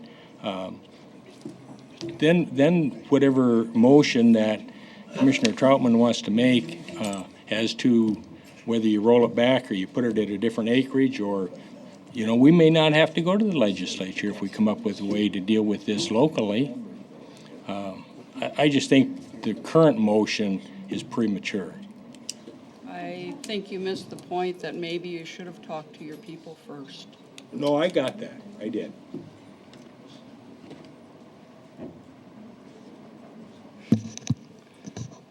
Mr. Chairman and fellow commissioners, I would like you to, all I want to talk about is the timeline that was referred to.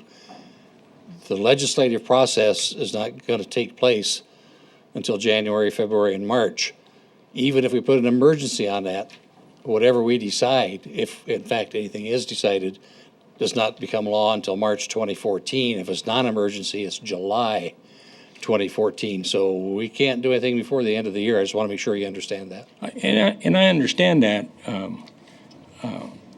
Mr. Virtue, but for us to, the motion that we got on the floor right now is to set the acreage at 40 acres. For us to make that decision today without first knowing whether we're going to have something go to the legislature, we're going to come up with some different criteria. It seems like, I guess I don't understand why we need to do it today, because we can do it the 1st of November, we could do it the last meeting in October, and still make whatever corrections that need to be made. And I understand your point there. The only thing I didn't want to even talk about that. I want to talk about the timeline to make sure that everybody understands it's not something we can do before the end of the year. That the legislature can do, you're talking about, Mark, or Mike, is that correct? Yeah. I just want to respectfully suggest that chicken before the egg or the cart before the horse or something. We've got something out of order here. In order for the committee to be effective, in order for everybody to work together, the state legislature to take care of the real problem, it's going to take a longer period of time. If you maintain that the imposition of the 160-acre ruling is on citizens or landowners from now until that decision is made, the damage is already done. And we can't, it's very hard to go back. I can think of a lot of things going on in our federal government right now where we have those same issues. We really need to go. It's not a matter of a permanent change back to 40. You changed it so quickly to 160. You can go back to 160 just as quickly. The point is, at 40, you at least give the committee, the state legislature, and the commission as a whole to work on this problem. That's my only issue, is the order of things, because I do feel leaving that in place impedes the progress of getting the real problem solved, and the real problem is the state law. So you don't think we can get anything done in the next 2 months? No, I'm not saying that at all. I'm not inferring that. I'm inferring that even though you would have to change it, like Nancy said, you would have to, if you did go back to 40 or 20, whatever it is, you don't have time from the notices that have gone out by November 1st to affect anything because you don't have an answer from the state legislature yet. Give the state legislature and the committee and everybody working on this and committed to working on this the time to do so without inflicting the harm that this could be imposing. And you've heard enough testimony, be it emotional, be it factual, to know that a lot of people are affected. Let's work together, get something better, and give the state legislature a chance to respond to the proposals that we're going to collectively make. But just go back to where it is. That's all we have to do. That's temporary. I'm not saying you have to do it forever. Like Ken said, you've had 11 years to work on this. It doesn't have to be done overnight. So I'm just saying the order of things is very cumbersome for a committee or the public or the commission to be effective with the state legislature. The state legislature is going to see a whole different picture. If you leave it at 160 and we come in trying to get them to change something that they're going to perceive this is still a home rule problem, or not home rule, but a local control problem. Let's take it back and let's get it under control at the local level. Let's work together and do this, and then give it to the state legislature to change the law, which is the problem. That's what is it, 34? I don't know how many years old that law is. It's not relevant to today. So I really, as Bruce said, I really encourage you to take this back and do it in an orderly process and give it the time to get an effective outcome.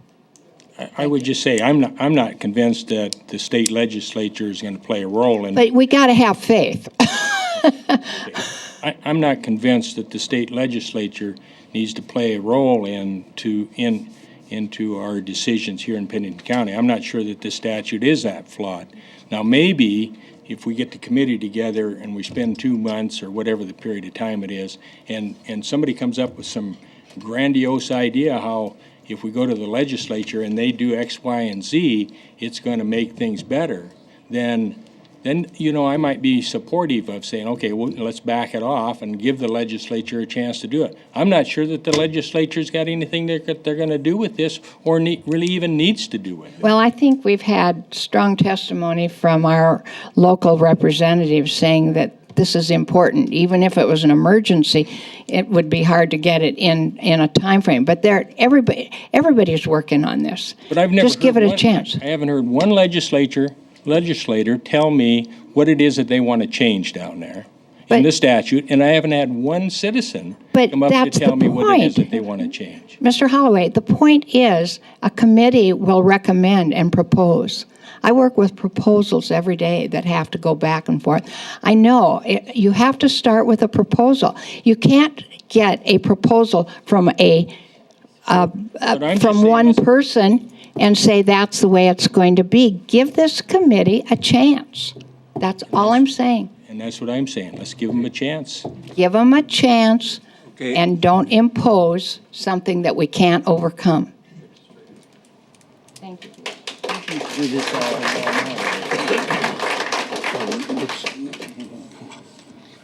Let's get this committee working. Thank you, Mr. Chairman. Again, Bruce Rampelberg. Commissioner Holloway, yeah, that's a good question, and I've thought about that a lot. And I've talked to Ken Davis about it, Nancy a little bit about it. Haven't talked to the other bandits up here, but one of the things that I think that needs to be changed, and I say there are some changes, and as I've talked to other people around, a number of ideas have kind of floated through my mind, and one of them that I think is really true. For example, we have a church property right now that's 40 acres. I hay it, and we graze it, and Casey Peterson grazes his horses on it in the winter. Right now, we pay about $200 a year taxes on that. That's not right. We need to change that somehow. And I'm not to tell you what to do, but from what I understand, this is not something that you have the leeway to change. Now, I may be wrong on that. Second point is, under this particular process, is going to go to $12,000 a year. And our church can't afford that, so we're going to have to sell it. And unfortunately, I don't think today we can probably sell it for what we paid for it, because there just aren't things going on out there that we thought probably would go on. So I do have a little bit of a vested interest in it, but I've been thinking about this, and as I've talked to the people, I believe that there needs to be some process, and I'm not sure what it is yet. I'm waiting to hear from people, so that we can tag this with some sort of an identifier that is different from just ag land. And I'm not sure how we would do that, but I believe that we can put our heads together and come up with something. And I'm almost thinking of another category, if you will. Now, I talked to Senator Roden. He tells me about 5 or 6 years ago, he tried to put something through which would accomplish this along certain lines, and got shot out of the saddle by the Ag Committee. And as you know, Senator Roden and previous Senator Jim Lentz spent a lot of time on how to do this assessing on ag land. Well, I believe we can kind of bring the same kind of thing together at the legislative level. We've got all these people here and a lot of other constituents who aren't here today, who are saying we need to do something different. And I believe that's one thing that we can do that's different. Now, I know that there are other issues that maybe we should be thinking about, and I'm not really sure which way to jump on that, but one of them would be contiguous. And Senator Commissioner Davis has talked about that. Is it contiguous or not? And he's given me the example of somebody who might farm 1,000 acres somewhere else and own 30 acres here. Well, that's not contiguous. And you get the issue of different counties.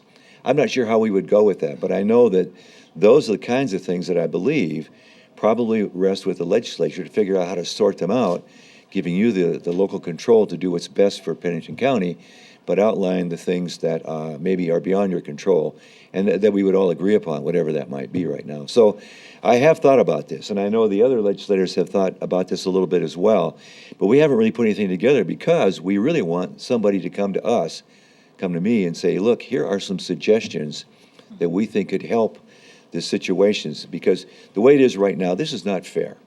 $200 compared to $12,000 is not fair. Now, how we fix that, I don't know, but I know this: there's a lot of people around here right now that would be willing to pay more, but they can't afford to pay that much. So let's figure out how we can do this together, give you the control to do it, but give you the framework within which to operate. Thank you.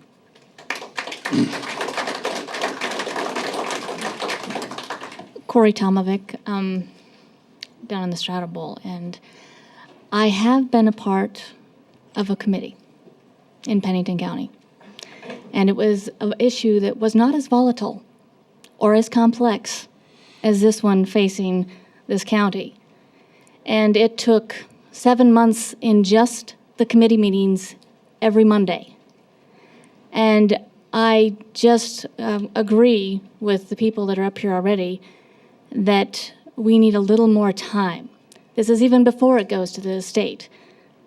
On the county level, on the local level, if you are going to get experts in there and hear everyone, it is going to take more than 7 months. It is probably going to take a year. And that's just my 2 cents on that. Okay. Are we ready to vote? Roll call, please. Steve Hobart. Ken, I've known you for a lot of years, and you know I don't like to speak publicly, so I'll say it quickly. Let us think that you're going to vote in good faith. If nothing else, don't hold off imposing that thing that we got voted and pushed through so quickly. There's a lot of people that have the feeling that there is something fishy, stinky about that going through like it did. We won't throw any stones other than just all have our own thoughts on that. But if you at least not let that go into effect while this committee is working things out, I think a lot of people would feel that you acted in good faith. That's all I want to say.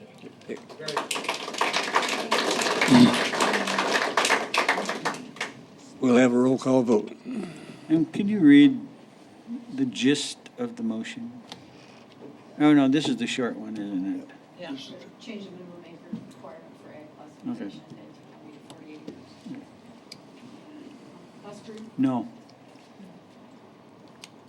No. No. Yes. Yes.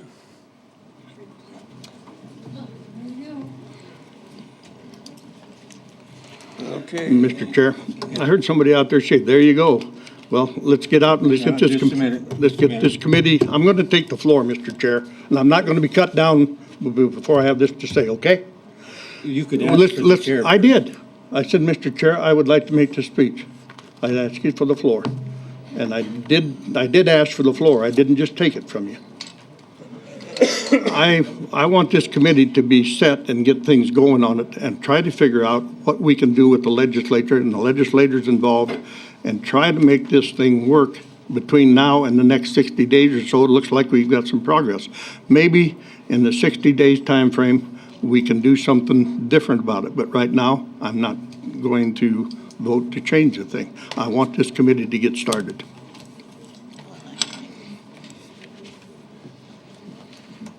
Next item on the agenda is items from the auditor. Ma'am, go ahead. Just real quick, I was just wondering, because of the committee vote, when do you think you would be appointing that committee? Do we have a reference of time that'll take place so that we could work together?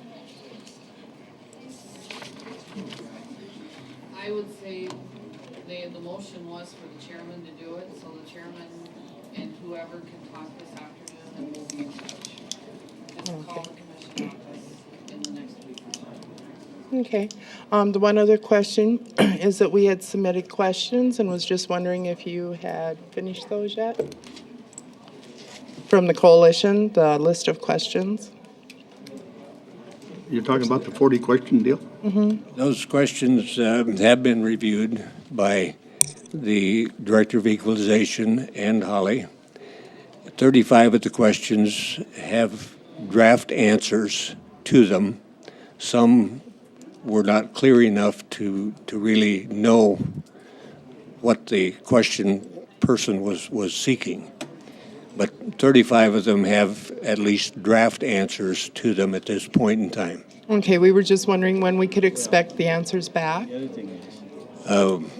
We'll have to work on that a little bit too, to make sure. But We could get kind of time frame on that too. It'd be greatly appreciated. yeah, Thank you.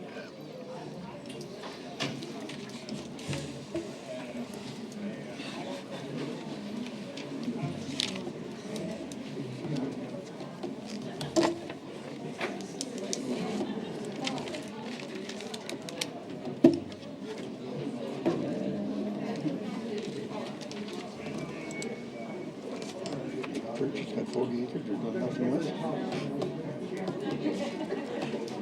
He's raising horses on it. Which on ag? Yes, that's what the church is doing in their 40.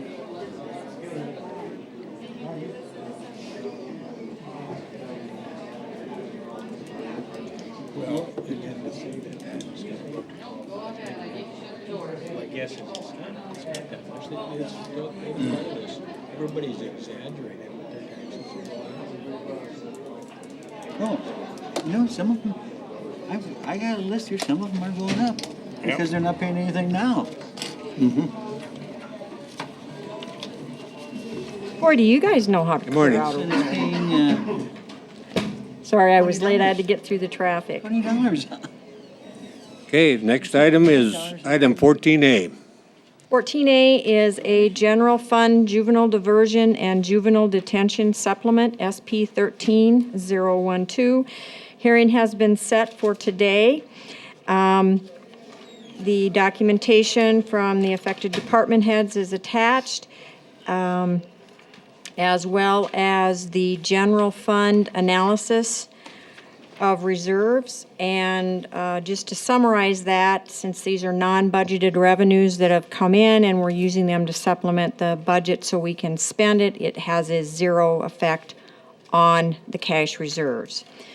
So the motion we suggest today is to approve a supplement to the general fund juvenile diversion budget in the amount of $20,000 and the general fund juvenile detention budget in the amount of $6,035 from non-budgeted revenue received in the current year. And this is all of the Kurvich funds. That's my motion. Second. Any further discussion? We have a motion and a second. Hearing none, those in favor of the motion say aye. Aye. Opposed? Motion carried. Thank you. Thank you. Items from buildings and grounds, item 15.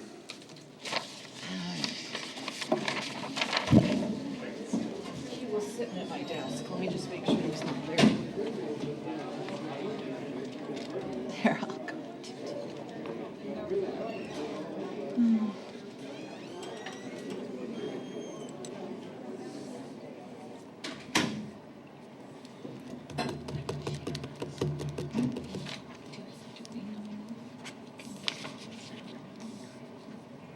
This one here, I don't.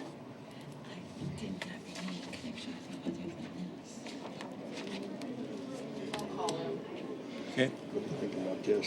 Mr. Chairman, can we just act on that later in the agenda and move on, or? I'm sure we can. Break. You sure you want? See, we don't have to convene the Board of Adjustments, so if you want to proceed with item 16, we can do that. Go ahead, Dan. Morning, Dan Jennison, Planning and Zoning Director. Board of Commissioners uses the consent agenda to act on non-controversial and routine planning and zoning items quickly. The consent agenda is acted upon by one motion, and the vote of the board. Items may be removed from the consent agenda and placed on the regular agenda at the request of the board member or a citizen. The consent agenda for planning and zoning contains the following items. Item A is a second reading of Ordinance Amendment 1302, Pennington County, to amend Section 103, construction permit definitions, and approval is recommended. Item B is a first reading and public hearing on rezoning 1313 and comprehensive plan amendment 1307, Mitch Morris, and that is to be to continue to the 9/20/13 meeting. Item C is the first reading and public hearing of rezoning 1314 and comprehensive plan amendment 1308, Mitch Morris, to also be continued to the September 20th meeting. Item D is a layout plat, 1315, in a subdivision regulation variance, 1308, Allison Lewis, Fisk Land Surveying as the agent, and approval is recommended. Item E is a vacation of easement, 1301, Jerry and Michelle Sowards, and approval is recommended. Item F is a layout plat, 1314, and a subdivision regulation variance, 1307, Robert Teschetter, Fisk Land Surveying agent, Fisk Land Surveying as the agent, and approval is recommended. Does anyone wish any of the items on the consent, planning and zoning consent agenda removed? Mr. Chair? Yes. I'd make a motion to pass the planning and zoning consent agenda as presented by the planning director. Is there a second? I'll second. We have a motion and a second. Any further discussion on the planning and zoning consent agenda? Hearing none, those in favor of the motion say aye. Aye. Opposed, motion carried. We'll go back to item 15. Thank you, Dan. Mike Cool with Buildings and Grounds, Construction Project Manager. I apologize, I wasn't here for my item. Where'd it go? I bring you today a change order number 3 for our project over on Block 99. Due to construction progress where we're at right now, it's necessary to execute another one. There are only 2 items on this change order. One is for the redesign, the construction cost of redesigning the IT department area. That totals to be $43,118.05. And the second item is for, excuse me, adding some structural steel that will support high-density storage filing systems, which are the rolling shelving units that you've probably seen before. In order to support those, there's some additional structural steel that needs to be placed underneath the rail systems for those. If we wait a long time for those, all the duct work, all the wiring, everything will be in the way of trying to add the steel in place, and it'll be a lot more costly at that point. So we're looking at adding that steel for several areas, and we actually issued that as a construction change directive, which we had them go ahead and put it in as they were doing the erection work right now while their crane was on site. That item is for $9,352.96. And I'm seeking commission authorizations for the chair's signature on this. Any questions or comments? Mr. Chair, Yes. the contingency that you have set aside for this project is how much? This is for the administration building. There's $500,000 set aside for it. Okay, and with this change, we will have spent just a little over $100,000 in contingency. In construction costs. Now we've had some other costs as far as like additions to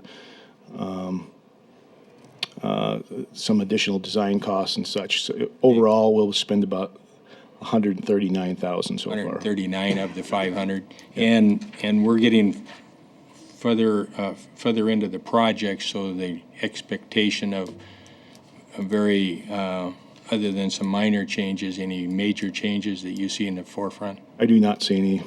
Okay. I'd make a motion to authorize the chairperson's signature on change order number 3, increasing the construction sum by $52,471.01. Second.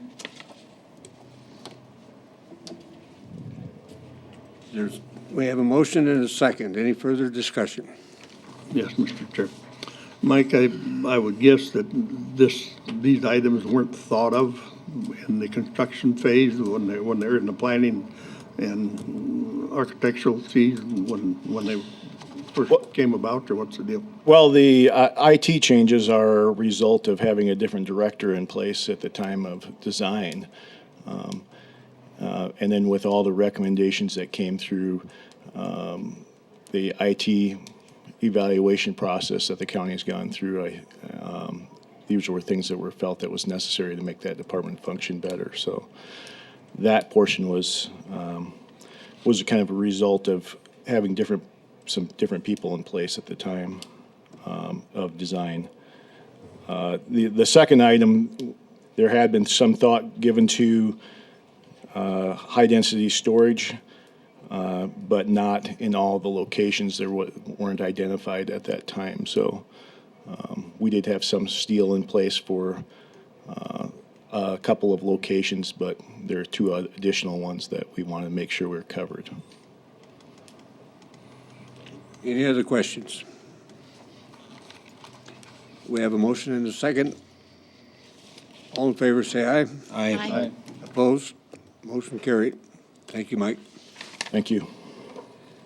Now we'll go back to the hot topic in planning and zoning, item G. This item was continued from the last county board meeting in order for me to do a little more conversation with the state, and I did call Susan Gannon, and she indicated that the state does charge the municipality $150, and it does get charged to that municipality. Then it is up to that municipality whether they charge a license fee or not. And most of them that do have the ordinance in place do charge some type of licensee fee to that tattoo parlor. I also did call around to Meade County and find out what they charge. And it's different, during the rally, they have many vendors that come in, tattoo establishments. And in the city, they actually charge $800 per tattoo person to operate. But the state does come in and inspect for them, but the city of Sturgis then charges it. The county charges $400 for a tattoo establishment outside of the municipality. Mr. Chairman. If I'm reading this right, I don't think we should be acting on doing this until we find out whether the city of Rapid City is going to request the tattoo parlors to be inspected. Because if they don't, then there's no inspection on all the Yes, places. correct. I did contact the city attorney's office. They were possibly going to have somebody here. They didn't say for sure whether or not, but Yeah. I also contacted Hill City, and they said they would implement something if we no longer do it for their 2 establishments. Mr. Chair. And I don't know whether Dan or Ron may be able to answer this. Why did we get into this in the first place? Does anybody know? I don't think the state was doing it. Yep. And we felt that someone should be inspecting. If I remember right, did I write things? So, Nobody was doing it, so we decided to. so then the state started after we did. They started inspecting after we. That I don't know. I don't know when the state actually started inspections, but I do know that they will go out if upon written request of a local government to inspect. So if the city doesn't pass an ordinance to inspect and we repeal ours, can we just request the state to inspect all of them in Pennington County? Well, the ones that are in Pennington County Well, are in the municipality as well. correct. They're all, there's none that are located outside of a municipality within Pennington County. 2 are within Hill City's municipality, and 11 are within Rapid City. So we could, if those municipalities don't make the request, Pennington County can't make the request. That's a good question. I don't know. I don't know if we can request on behalf of a municipality. And then can we charge to recoup the cost that they're going to charge us? Well, we currently are doing that now. We are inspecting those parlors. We do. Our ordinance officer is the one who actually inspects. Well, what I'm trying to get at, I guess, I'm not making myself clear. If we repeal this and the city of Rapid City or Hill City decides not to make a request to the state to come in and inspect, can Pennington County make a request to have them come in and inspect? That is a good question. I don't know. I could find out. And then, as Ron mentioned, if we do make that request, can we assess that back to the municipality? No, the property owners, or the tattoo parlors? Well, recoup that, because, maybe we need to amend our ordinance. I mean, but we might want to keep the option open in case we start getting a bunch of tattoo parlors around, because we want to be able, if they do show up in the county or in a municipality that won't make the request, and we request the state to do it, we should have an ordinance or something where we can recoup that cost back. Yeah, I can check into that. Maybe state law already allows for that. I can check into that, but I can certainly look into it. I think that's really valid, Don, because, Highway 16 or one of the other outlying highways those areas are populated enough along there with commercial businesses that they could allow tattoo parlors to be there, but they aren't in a municipality. Mm-hmm. We did have one inspection during the rally 3 years ago at the Three Forks, right outside of Hill City, outside the city limits. And we did go and inspect that and charge them the fee.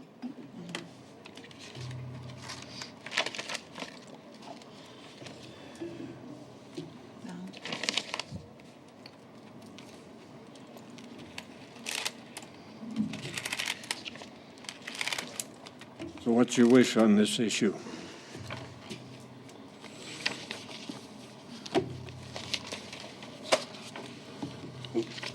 The idea was, and I wasn't here at the last meeting, so I'm a little little bit behind, but the idea was that we were gonna repeal this, is that what the idea was? Yes, and put the, I would like to see, before we just throw it all out, I guess I'd like to get some of those other questions answered and maybe come up with some drafts of what we would need to protect ourselves so that if we repeal this, at least we have something in place that if nobody else is inspecting them, we can request the state to inspect them and have a mechanism to recoup our costs. And if we decide to keep this ordinance, Dan, I mean, I went through and looked at some of this and have some questions about whether or not it really makes sense, some of the things that, and I don't know at what point you want to hear those, but certainly before you begin, if we rewrite this, before you begin doing that, I would like the opportunity to address some of those. and currently, state law requires everything that's in our ordinance. I recognize that, but one of the things, for instance, is that we talk about temporary license in section 9 being 10 days. Well, is that a state requirement? Because if it is, it's really not long enough for the rally time period. You know, it's 2 to 3 weeks now. And it seems like 10 days is not appropriate for length of time. There are some other little things like that I just noticed that I think we should look at if we're going to rewrite it. So.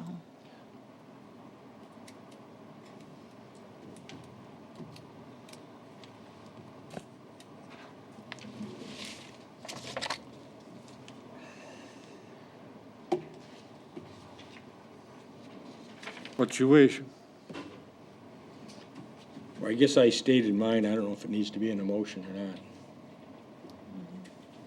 You want a motion, or do you want to postpone it? You know, whatever your motion is. I can certainly do some more looking into it. All right, I'll make a motion to postpone this until Dan has an opportunity to do further research on it to ensure that if we repeal it, we've got some other mechanism to cover our, protect our people that are operating these, as well as recouping our costs. That would be and you can set it back up whenever you get that put together. So I'm not going to set a time frame. You can come back whenever. Second. We have a motion and a second. Any further discussion? Hearing none, those in favor of the motion say aye. Aye. Opposed, motion carried. Thank you. Thank you, Dan. Next item is items from the chair. I think the only thing I would have at this point in time is that I would invite members of the commission who have an interest and are committed to the issue to let me know or let Holly know whether or not you're willing to serve on the newly formed committee. And if you have any opinions on anybody else. I think it would be my intent that unless someone wishes it otherwise, that the coalition would identify their people that they felt could commit and would commit to the effort of the committee.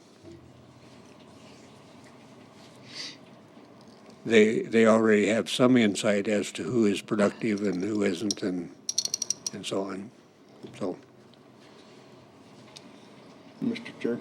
Yes. The ones that went to that ag meeting down there were Carol Olson and Leo Ham, but I see Mr. Ham wasn't here today unless he was out in the hallway. But I think you're right. They should put together their folks that they want to be part of that.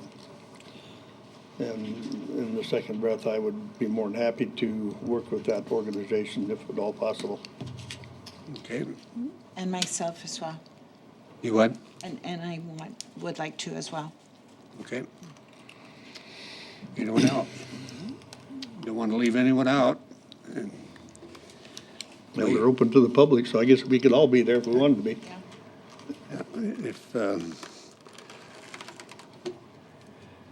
any committee reports? Mr. Chair, before you get off your items, Yeah. we've got, our finalization of our budget is scheduled in September.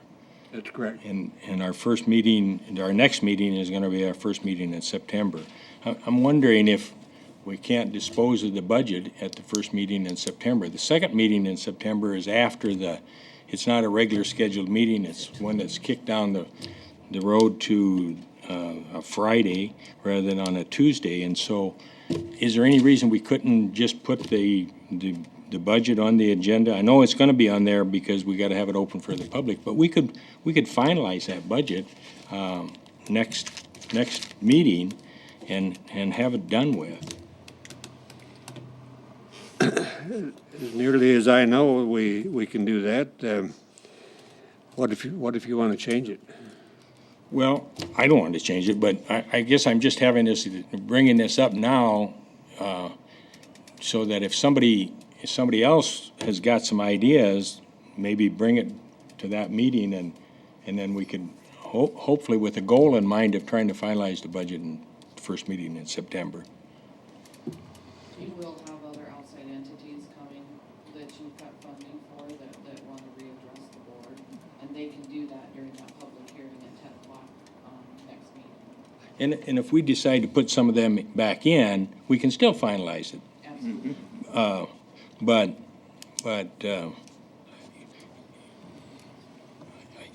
I just get our business done with, I guess. Mr. Chair? Yes. Mr. Holloway, was that a motion?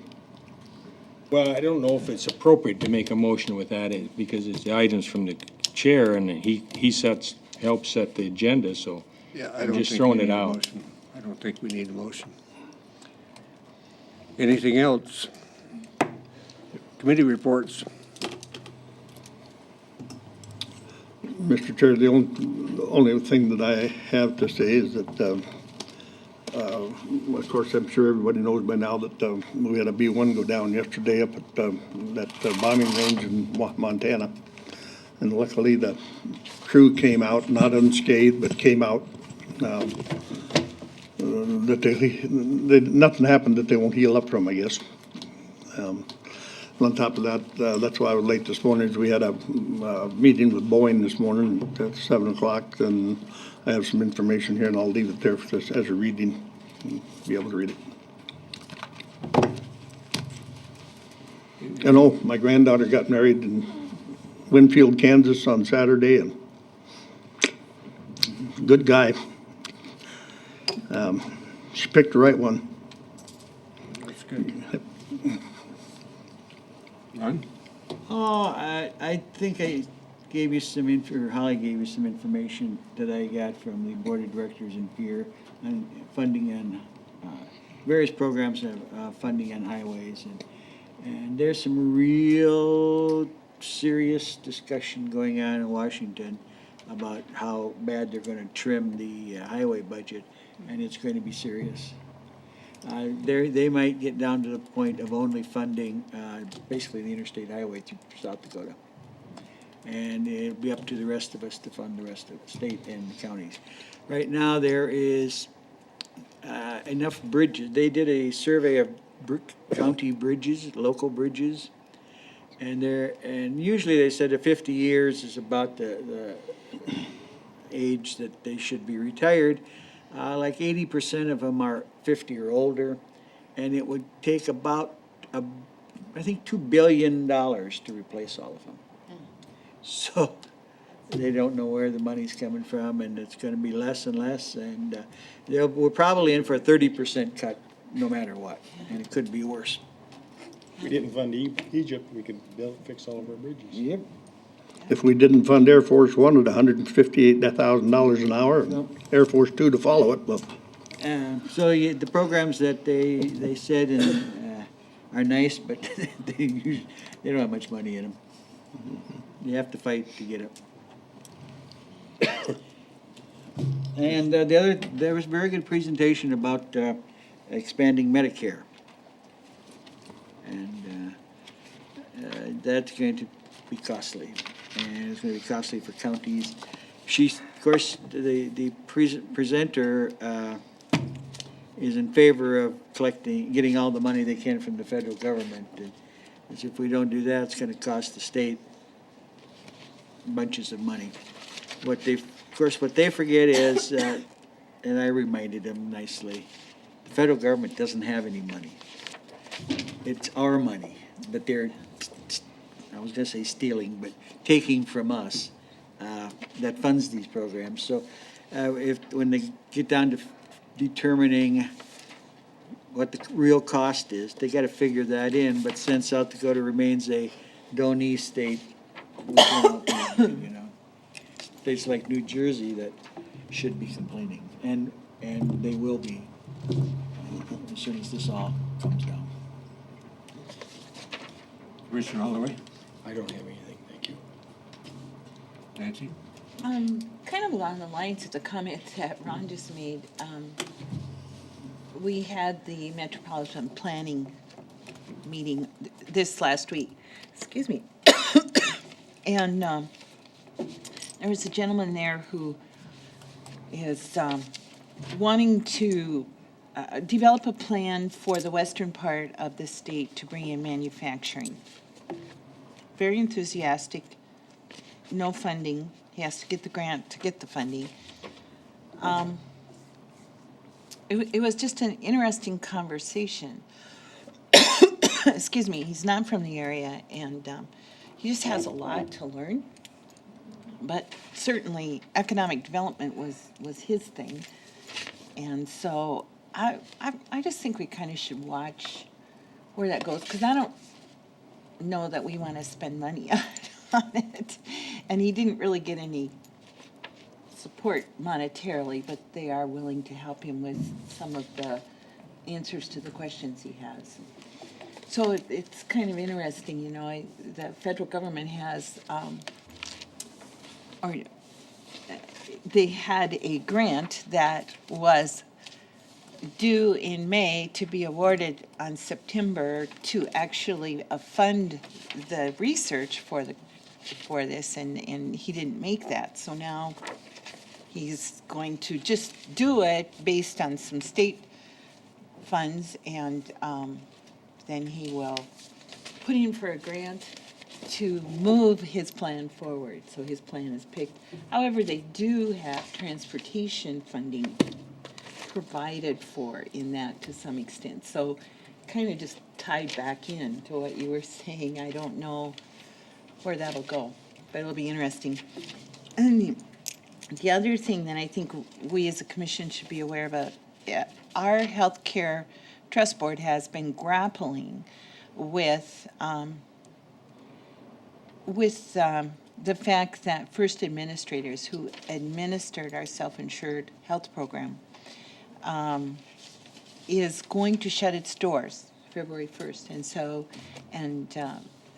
what was that? Maybe 10, 11 months ago, Blue Cross Blue Shield, Wellmark, took over first administrators, and now we're just seeing this progression of change due a lot to what's coming down the pike from Obamacare and the expense and how they're able to handle all of that. So that's a change that we're grappling through, trying to make sure that we're going to be covered properly for our employees, and there's just several things, but they've been meeting frequently and getting lots of information, and some of those changes will be coming to the commission as we kind of get it solidified. So that's Anything it. else? Not items from the public. Is there anyone?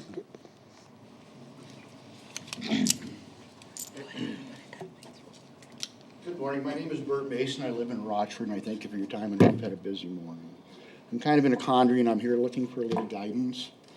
Property I live on, I've had for 18 years. When I first bought it, there was a little dispute over a little piece of a property. At that time, it was pretty well taken care of. Wednesday afternoon, my wife and I went to town. We come back, somebody had torn down my fence. And the fence is there because I live across the street. I live in downtown Rochford. I live across the street from the bar. I've had a big problem with hit and runs. Law enforcement came out there a couple times trying to help out, but there's really not much you could do. That's why the fence ended up being there. It had a few problems down the road. So the first thing I did is I called the sheriff's department, told them what was going on. My first thought that it was the HDR or them doing the surveys for the road they're trying to redo from Rochford to Deerfield. And they said, well, no, that's not it. And I said, well, can I get some help to figure out what's going on? They said, well, there's really not much we can do for you. So I thought, well, I have the legal right to put that fence up there. So I went up there, started putting the fence back up. Lo and behold, Richard Bird comes up there and starts screaming and hollering at me, you can't put that on my property. And I'm kind of a little bit, I said, it kind of threw me back a little bit. I said, well, why are you taking my fence down in the first place? He says, well, the bar told me they needed that parking. And of course, that kind of set me off, and it kind of blew up and escalated into kind of an argument. Realizing, he said, well, if you put that fence back up, I'm just going to come back up here and keep taking it down. So rather than escalating, I stepped back, took a deep breath, and I says, well, we'll just look into this. So I went back, and I thought, well, maybe there's some reason he looked into it. Somehow he got a hold of some property somewhere. I don't know. His wife is a lawyer, and I've had problems with her before. So I went online, I looked. He does own 2 properties, but none of them are anywhere near my property. So I'm not quite sure what to do. I have the right to keep the fence there to keep people off my property, especially drunks who keep doing the hitting and runs and going through my property, doing that type of stuff, and I'm just not sure what to do. If I put the fence up, it's just going to escalate it with this gentleman, and I'm just kind of in a quandary what to do, and that's why I'm in front of you folks. I'm looking for a little guidance.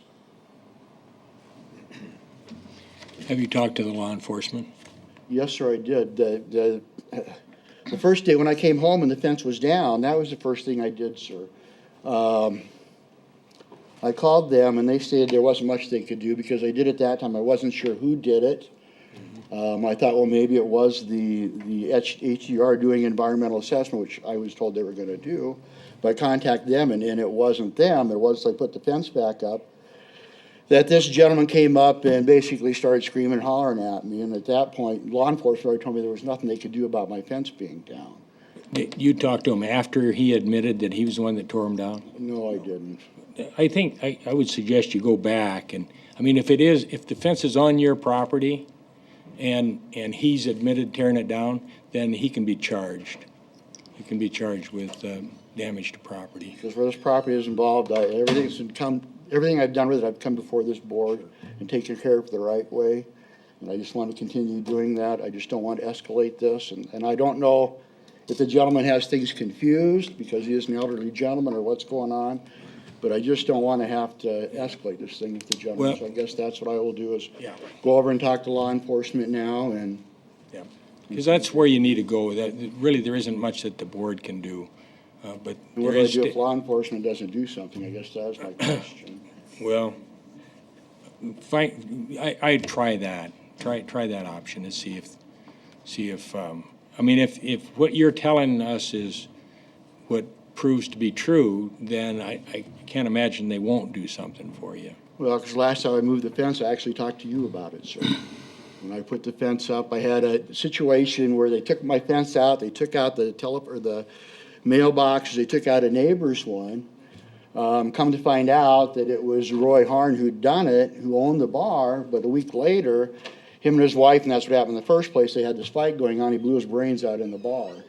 It's not a really healthy place to be at times. And that's when I came to this board at that time and said, I really like to have a little bit of help with this fence. And of course, I talked to you, I talked to Heine Young. Yeah, we don't have a problem, just make sure that and that's what I've done. So I will go and talk to law enforcement, and I thank you for your time. Just a minute, if I may. I'm curious. You have verified the property lines to your complete satisfaction? Yes, I can show you a thing here signed by Mr. Buskerud 18 years ago. Well, that's no good. not here to No, defend himself. but here's what I'm wanting to get at. If this moves to a point of some kind of legal charges against the person that's damaging your fence or taking down your fence, and maybe Commissioner Holloway can respond to this, but is the liquor license, the bar license, held by this person that's taking it down? No, it's not. It's held by another lady.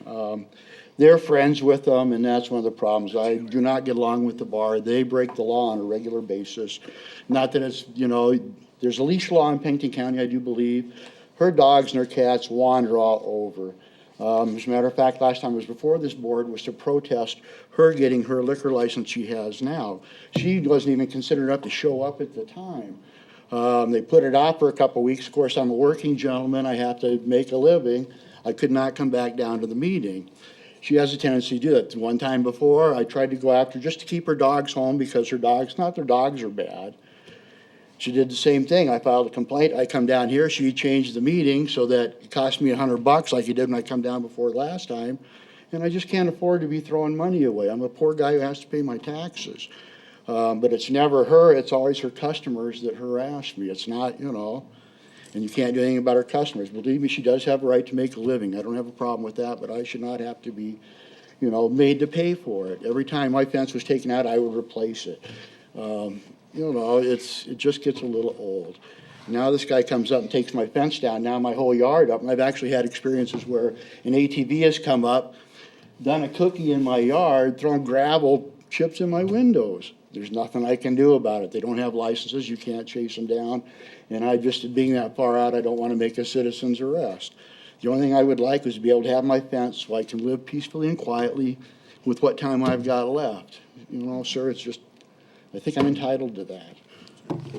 Okay, thank you. So I will approach law enforcement and go from there. Thank you for your time. Mr. Chair, I'd make a motion we go into executive session for personnel and contracts held in 10 minutes. Is there a second? In 10 minutes? In 10 minutes. Second. Motion and a second to convene executive session in 10 minutes. Any discussion? All in favor, say aye. Aye. Aye. Opposed? Motion carried.